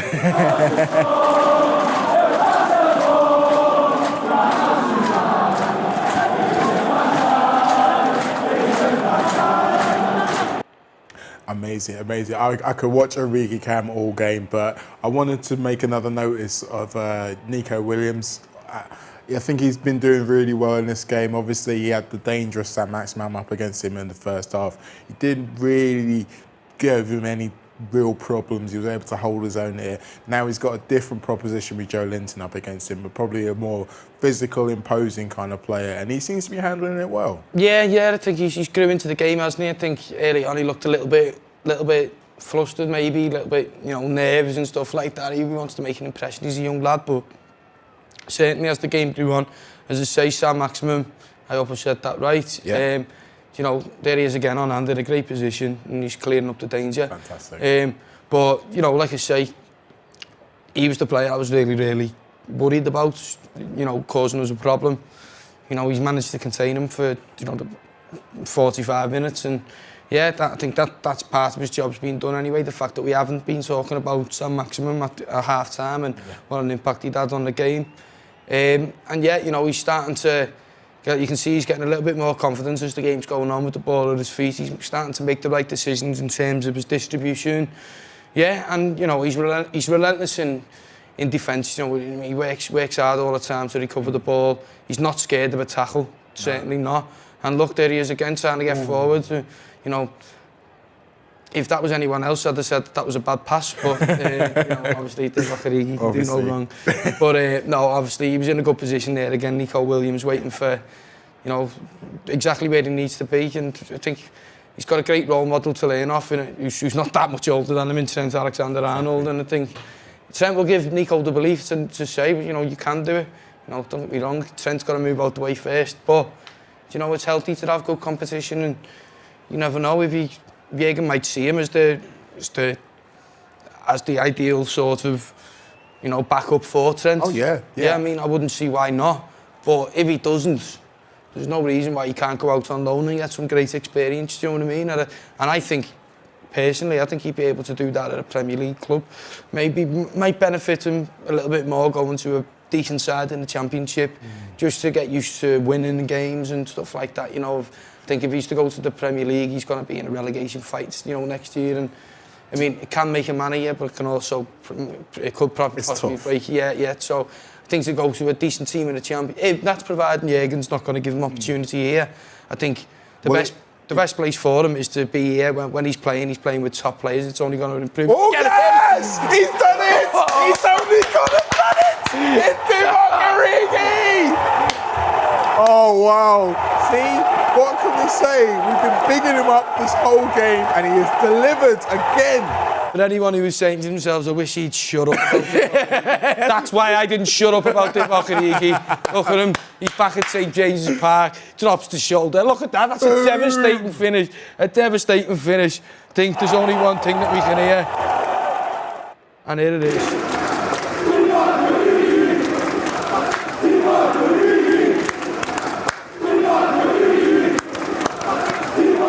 Hold on, son.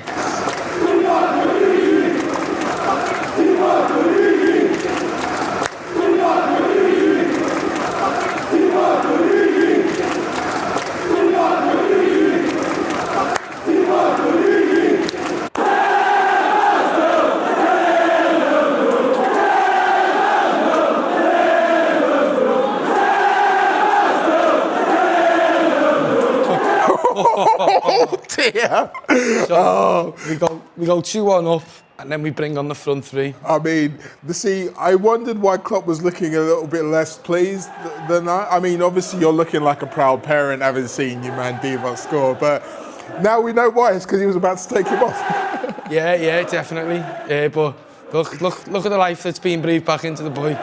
Come on, Jürgen, give him an extra 5 minutes. I know, well, you never know. Who knows? He could go with a four-pronged attack with Origi at the helm of it. You never know.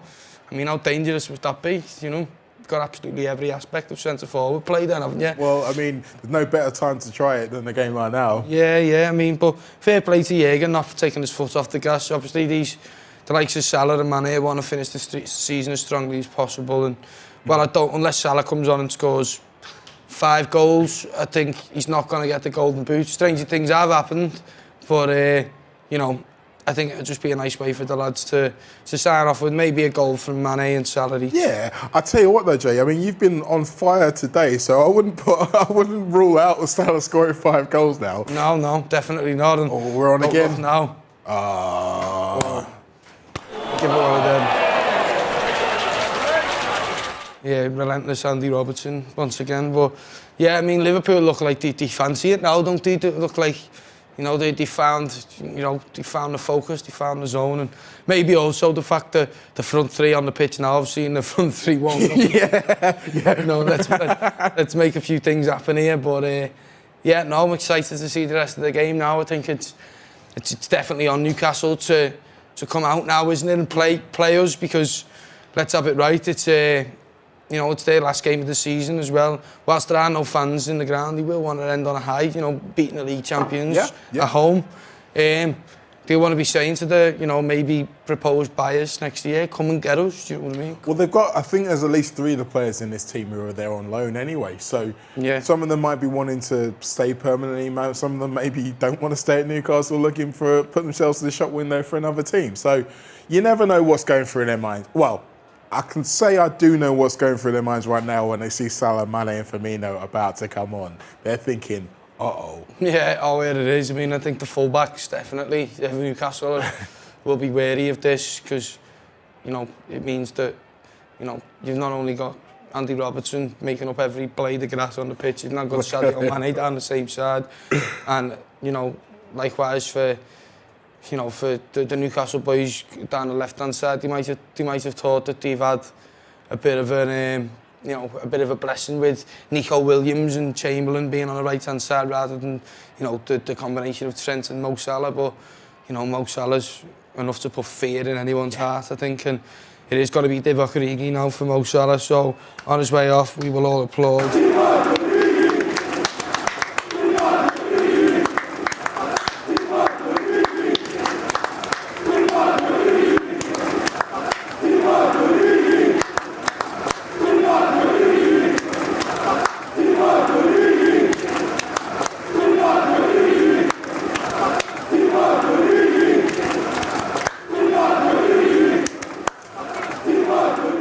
Nice little word there for Oxlade-Chamberlain, who had the assist for the first goal, and Minamino, who's still getting towards making a real impact. You can see, you're right to use the Naby Keita analogy. He's almost where Naby was last year. He's just starting to spark, and hopefully next season will be the season for him. But the established 3 are back in, which means, Jamie, you've got an excuse to play the Bobby Firmino. Oh yeah, like we needed one, But I just want to say that Chamberlain didn't look too happy there when he came off. I mean, you know, he obviously sets high standards for himself. I just hope he doesn't let that get the better of him. You know, he got an assist. He did. It wasn't the easiest game to play in, like you say.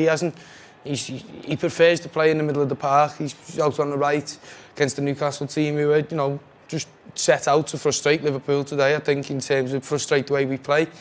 You know, he can't put too much on himself. He should be smiling like Minamino. He's gone out, he's had a good game. We've just lifted the league title. Next season's got everything to play for. And yeah, you know, let's hear the Bobby song.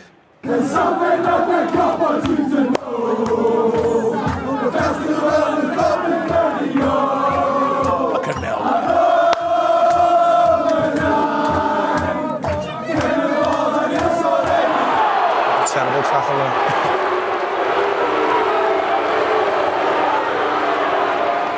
Got to be a yellow card. Is he giving him a yellow card? I don't know, maybe you're talking to, but you know, James Milner again.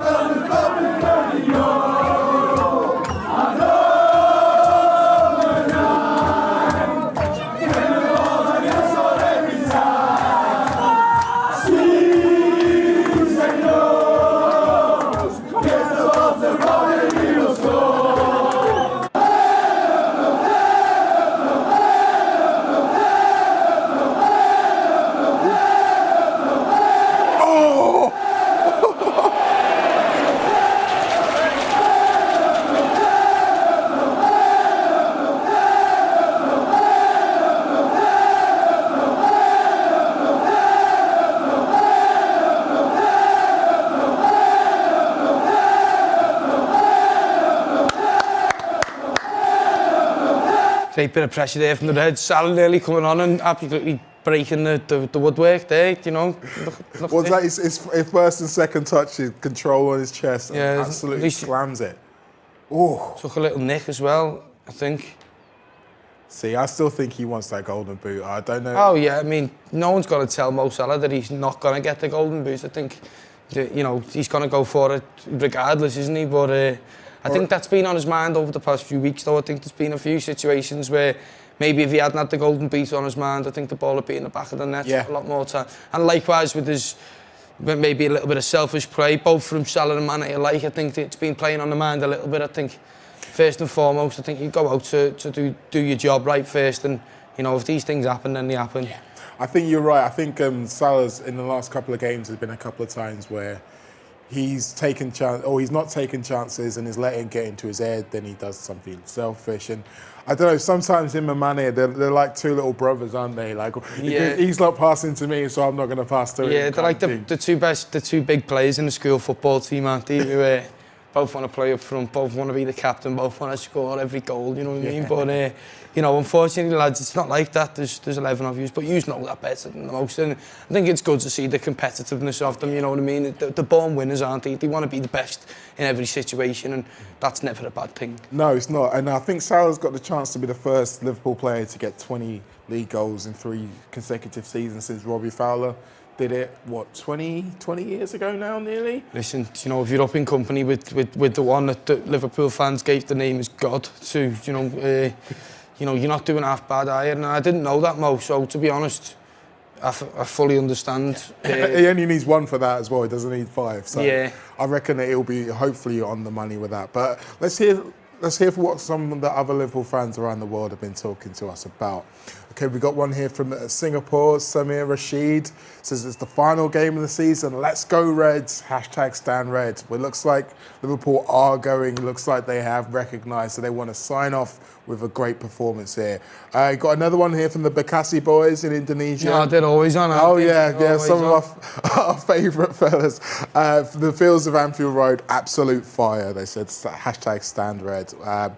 Big fan of that film. I'm sure we'll hear it one more time, but at least before the end of the show. At least, yeah, definitely. And one final message here from Stanley Sukando, also in Indonesia, says, "Here comes the heavy artillery." I think it's referring to the front three coming onto the pitch. And yeah, I think like everyone of a red persuasion is probably excited about it. Everyone of a black and white persuasion probably quite nervous looking at those three coming on. But yeah, definitely.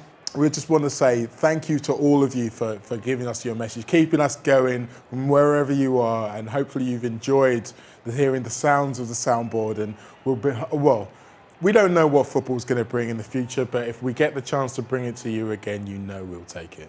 Yeah, and thanks to Standard Chartered for giving us the opportunity, for while there is no fans in football, for giving us a little platform to get together and watch the match together and feel closer to our fellow Liverpool fans around the world. I mean, I know just from reading in some of them tweets, Mo, it makes me feel a lot, you know, closer to everyone around the world. You know, I can almost picture you stood there at some of my gigs in front of me and everything else. And yeah, but, you know, just Andy Carroll, come on now.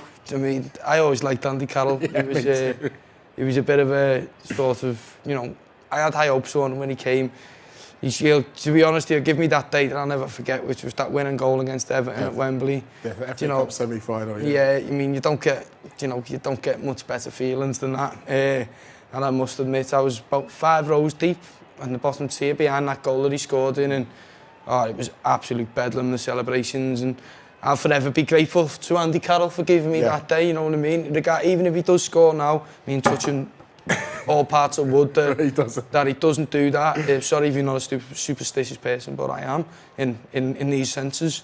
But yeah, I think I'm just gonna. What would he call them? Our boys who come on every week. What was the name? The Bekasi boys. The Bekasi boys. I'm gonna have to, you know, oblige to their request. Here it is.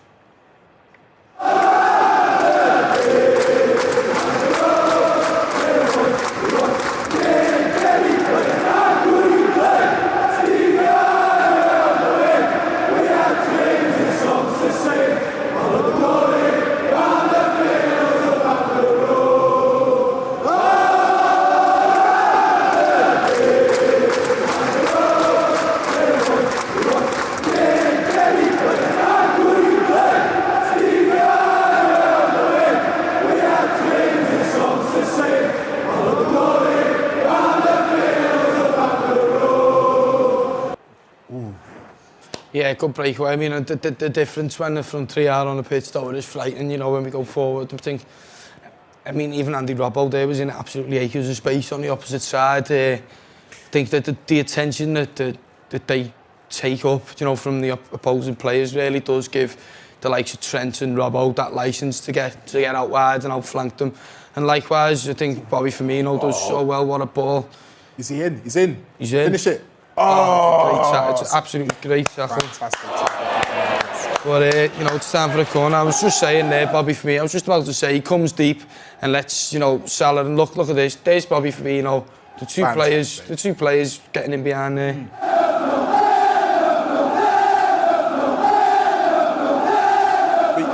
I just wonder now if he could cut back in on himself now there. Yeah. Do you know? I mean, I'm not going to sit here and tell Mo Salah how to finish, but at the same time, look like.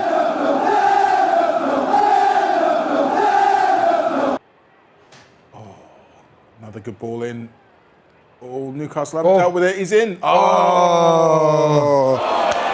Still not quite sticking for him. He's laughing himself though, to be fair. I mean, thank God he's smiling. I always much prefer a Mo Salah with a smiling face. Same with Sadio Mane and, you know, and every player, to be fair. But there are times when you worry about players not playing with a smile on the face, and I must admit, when you see Mo crack a smile, likewise with Sadio, you know, it fills you with reassurance that they're still happy to play for this great football club. I mean, why wouldn't he be? But you know, as a worrying fan, these sort of things do cross your mind from time to time. Well, we love them so much. Sometimes it's human nature to fear the worst, isn't it? But yeah, definitely. I think if you look at the match, I mean, he knows it's just not happening for him at the moment. It's like what he needs is, as they used to say, one to go in off his backside. Yeah, I mean, deflection, and then to get his goal, and then he'll be flying again. But don't worry about it, Mo. Just save him all for next year. Yeah, can do another 40 odd next year if you want. That'd be great. Yeah, you know. It was just, what a first season he had, you know. I think if this was Salah's first season at Liverpool, we'd be absolutely over the moon with him. You know, and likewise, if last season was his first season, we'd have been over the moon with him. I think just he outdone himself so well in that first season, 40 odd goals, and you know, we could have had 60, the chances that he missed. Yeah, he could. But yeah, I think, you know, I think he spoiled us that much that season that you sometimes forget that, you know, he's nearly scored 20 in the league from left wing, and you know, he scored a few in other competitions as well. It's frightening really. He's not even that far off 100 goals, I don't think. No. You know, which is he's been involved in over 100 goals in terms of goals and assists. Look at that. Look at this. Look at this. Oh. We just jinxed it a little bit, didn't we? But they're like the road runners, aren't they, when they got going? It's just frightening, really. The main difference I think you can see between these three and what we had on earlier on in the game is they all know where they're going to be and they all know what they're going to do at certain times. So the connections just seem really natural when they're passing to each other. And I think Naby Keita's joining in that little part. Oh, look at this. Oh! Nico Williams is there, nearly on the end of another one. Yeah, let's keep this pressure up,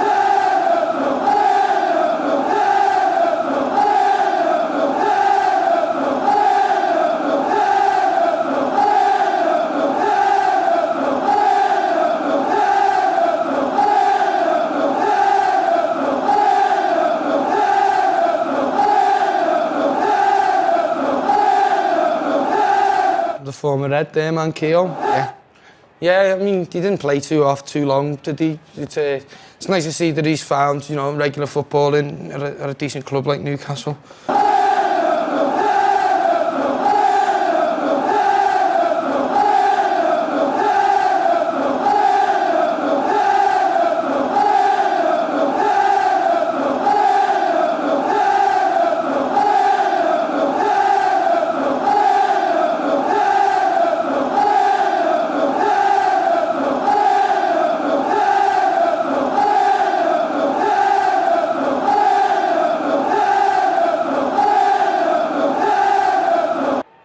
I can't believe we've got to 75 minutes in the second half without me playing LA. Yeah, this football's just starting to really make me mouth water here. I think what a no better time really to sing it in with LA.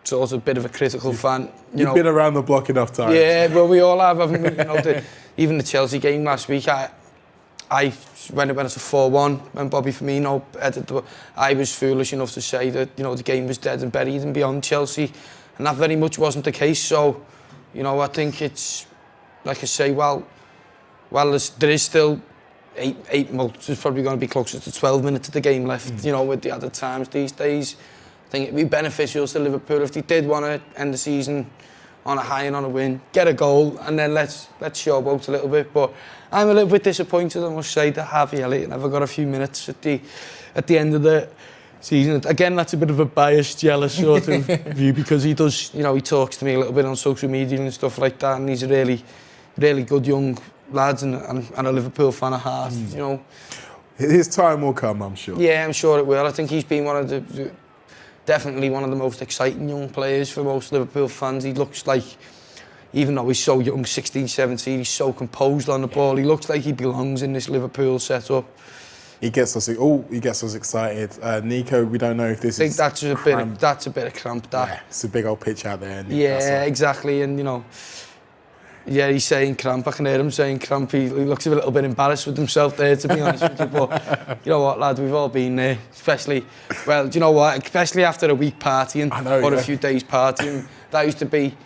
I mean, when I played Saturday and Sunday League, if I'd have been out on the ale the night before, I'd tend to cramp up around 80 minutes as well. I mean, if I'd had a nice pasta and a good night's sleep the night before, you tend to be all right and get through the game. But definitely the party cramps were things that used to always happen to me. And, you know, I used to go and watch my dad play football a lot as well when I was a young lad. And, you know, there was a lot of cramp in those games of football, you know, middle-aged fellas. But, you know, speaking of youngsters coming on, looks like Curtis is about to come on and get some more Premier League minutes under his belt, which can't do anything. No, it can't be a bad thing. Maybe he will come on for Nico and Milner will go back into... No. Oh, no, Trent's coming on. Yeah, I mean, Jürgen Klopp's throwing it all out his knees. The Scouse duo coming onto the pitch, you know what I mean? Makes me very proud to see. But look, you know, little Harvey there, he just looks a little bit upset there, doesn't he? You know, it'd be nice to see him featured again soon. But, you know, let's see what the Scousers can whip up in the last 5 to 10 minutes of this game. I'm sure there's a bit of magic in those. Well, I know there's magic in those boots of Trent. So let's see if we get one little taste before the season's over. Yeah, I mean, Naby as well, not making 90 minutes again. But Naby's second half of the season, well, post lockdown, contribution to the season has been phenomenal. Really, I think they actually done a piece on him on this actual show before the game to say, you know, to show a few clips of him. He's got a few assists and, you know, a little goal. So, yeah, I think he's on the list of ones to be next for a chant. He's the one that's next to you a chant. I think you've got a few in the team there. Well, Naby actually has got a chance. It's the old Rafa Benitez chant of Alabama, and it's Naby Keita, Naby Keita, Bobby. Well, they've all got all in it. Bobby Firmino, Salah and Mane, and then it goes and Andy Robbo. So. See, like, I'm a stickler. I don't. Ones that have got everyone's name in it, I don't count as being one person. Yeah, that's fair enough. It's actually there's this song, I can't remember what the song is, but it's you know that song, oh woman, rock you baby. Remember that song? But Naby Keita hadn't even signed for us yet, and we got in. I think we were going to. I think we knew he was coming. Mm-hmm. Well, he had signed because he signed the Kiev year, didn't he? But he went back on loan. So if it was that season, mid-season, we knew he'd signed him, and you know even though we went to Kiev and stuff like that, we were really we were on fire as Liverpool fans. You know, that's when all the likes of LA was breathing and the Van Dijk chants and stuff like that. So. And it's weird because those things normally come out of the ground atmosphere, like you say. Maybe the travel to the coach to the game, the coach home from the game. A lot of times that's where these new songs are born, and obviously we haven't had the chance to do that now. But maybe this is the catalyst you guys need. Maybe us bringing the soundboard reminds you of all those great chants, and you can think up of some new ones. Sorry, bro. Andy Robbo was just trying to do a Dennis Bergkamp at left back. It didn't quite come off for him, but if it did, Oh, I mean, he should have took the PFA Player of the Year off Jordan Henderson and give it to. They should have just ended the game there. Yeah. If that had come off, it would just been like, we've all had a guard of honour. Now, Robbo, you get your own guard of honour for that bit of skill. What a cheeky little attempt there. I mean, fair play to the lad there. This was the actual pitch. This was the same place that he did it as well, Bergkamp, wasn't it? Yeah. I think maybe he had that on his mind, but it's a bizarre position to be doing that. But, you know, who are we to question Andy Robbo in any circumstance? He tends to come alive towards the end of the game. If you look at, the Chelsea game the other day, that heroic stampede down the left-hand side to put that cross in for Oxlade-Chamberlain. You know, he is really, he's made of Duracell batteries. I just think he is a battery that never runs out. And that I didn't know. I think Jürgen's still smiling at what he tried to pull off. Didn't realise he signed Bergkamp as a left back, but then, you know, he's been putting, like we were saying before about his heading ability. Maybe that's going to be the new thing we see from Robbo next season. Yeah, well, that might be an inspiration for a chant. You know what I mean? He's certainly no slouch. He gets up like Peter Crouch or something stupid like that. That's just off the top of my head, you know what I mean? But I can see why you're a songwriter, mate. It's a gift, really, mate, innit? But like I say, who knows what's going to happen next season? But one thing's for sure now: Liverpool are winning. You know, we look like we're going to see out the game, and we've just lifted the Premier League, and we shan't be moved.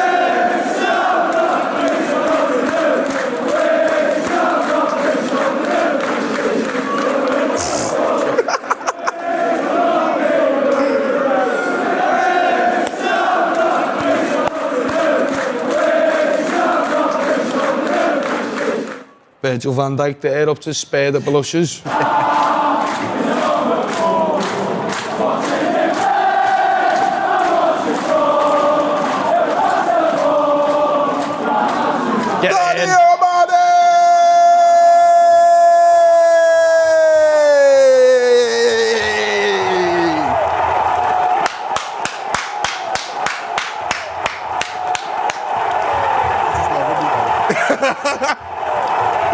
That's what you talk about, getting the job. Yes.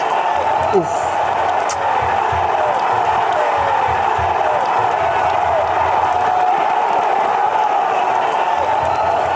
Proper wrapped his foot round that, didn't he? Let's hear it for Liverpool.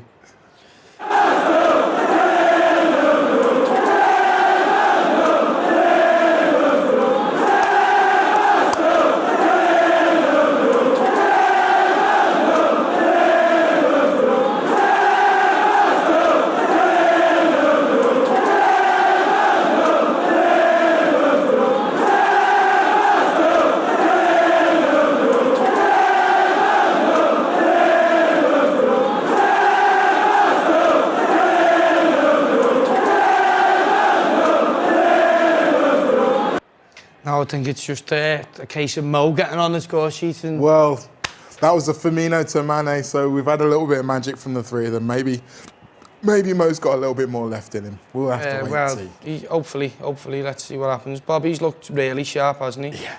I think that goal at Anfield last week's done him the world of good. He's looked instrumental. He looked like the Bobby Firmino that we were used to seeing for so long. Do you know? In the mid, you know, the cog, as Jürgen Klopp called him, the spanner who kept, made things work. It's definitely been, reassuring as a Reds, seeing he hasn't, as you say, the confidence has been damaged. Oh, what a ball that was from Virgil! Oh my days! But like I say, you could see his confidence was a little bit damaged, particularly playing at Anfield. But after that goal last week, he seems like he's just absolutely ready for anything. And if you were saying before about Salah and Mane playing with a smile on their face, if there's anyone I love watching play football, it's Bobby, because he looks like he's enjoying it as much as we are. And Bobby, who's got a smile on his face, is capable of magic, and we've seen it again today. Yeah, so do you know what? Let's hear it for him. There's something that the couple choose to know. The festival is coming 30 years. I know the night. When the balls are against on every side. Every time.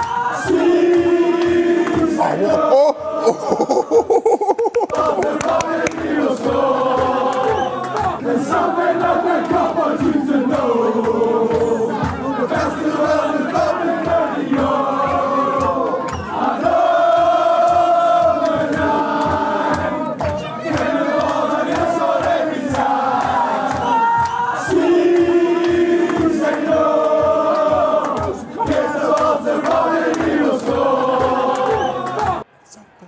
See, I I was carried away there. Yeah. What can I say? But it's easily done. I mean, we've been carried away pretty much since Norwich at home back on August the 9th, 2019. It's been the season of our dreams, and it's not even over yet. Is it not? Oh, that would have been unbelievable. Oh, I tell you, these guys are really determined to show us how good they've been, remind us how good they've been all season long. And I've enjoyed so much being able to spend my time watching this team play, and cheering along with them alongside you here, Jay. It's been amazing. Yeah, it's been great. I mean, just to call this team your team, it's you know, you don't realise how lucky you are, you know. But yeah, to be here, and we all thought the football may be sort of beyond us during this, you know, sort of definitely confusing and, you know, unprecedented time. But thankfully, thanks to Standard Chartered, Liverpool Football Club, Naby Keita with another man of the match there. Yeah, like I say, it's been great. You know, it's just a shame that we can't all be together. But yeah, like I say, the next best thing is me and you being here with all these amazing fans from around the world, with Jason McAteer, who are due to join now because the match is literally just finished. There we go. Jason, what do you reckon? Better second half, that, mate, wasn't it? I was really impressed with them, Jay. The way they moved the ball about, the sharpness, the hunger and desire to score goals and get the job done. Yeah, I was really, really impressed. That was like watching us, you know, before lockdown, you know, moving the ball quick, creating chances, the press. I mean, it just shows having Millie in the team, you know, what he sets off, the attitude he has, you know, it's infectious, and they all just hunted the ball down when they lost it, and there was just a hunger for goals. It was a really, really, really good performance in the first half, but a magnificent performance in the second half. And you mentioned the hunger there, Jay. I think that's the thing that's the most impressive for me, because we mentioned at the top of the show that there's nothing really riding on this game for Liverpool. They're probably still riding that euphoria of having lifted the thing midweek. And yet, when they were tested, when they came out, they had that early goal against them. It was almost like they were a little bit angry. They didn't want to show that version of themselves. They wanted to remind the rest of football that this team is still a fantastic side. And they did that in the second half. Yeah, and it's funny because I was listening to you talk about, you know, last game of the season, the last day of the season. It kind of, for a footballer, it's like the last day of school.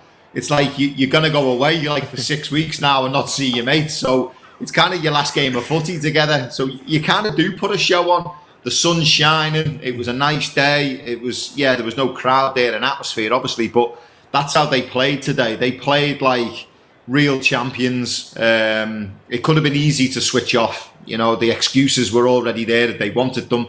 Trophy lift, nothing on the game, etc. Change of team, change of personnel. So the reasons were there if we needed them, but they didn't want to let anyone have any reasons against their performance, and they put a top draw performance on against a poor Newcastle team, I must say, but they made them look poor, didn't they? Yeah, and just, I mean, I always touch on it, Jace, in terms of our performance. We've done a couple of these with you now. I mean, we love having you on more so than anybody else. I've got a feeling you might give me a bit of stick based on our half-time chat that we had, but how do you think I've done in terms of bringing the crowd together and, you know, making everyone feel a little bit closer to the travelling cop? Not at all, Jay. You know I'm an honest man. You know I'm an honest man. And credit where credit's due. Bang average first half and even worse second half. I don't know how you two are getting the gig. I'm going to be honest. I mean, it baffles me how you two have been asked back time and time again. Tweedledum and Tweedledee, you two. No, mate, I'm only joking. I'm only joking. You know, in all seriousness, it's been difficult without the fans. I think the one thing we can all agree on is how important the fans are to a football match, because it's been rubbish, hasn't it, when you listen to that, like the telly, and there's no fans there and you can hear them all shouting, and it's just different, isn't it? And it's horrible, to be honest. I'll be completely honest. It's horrible.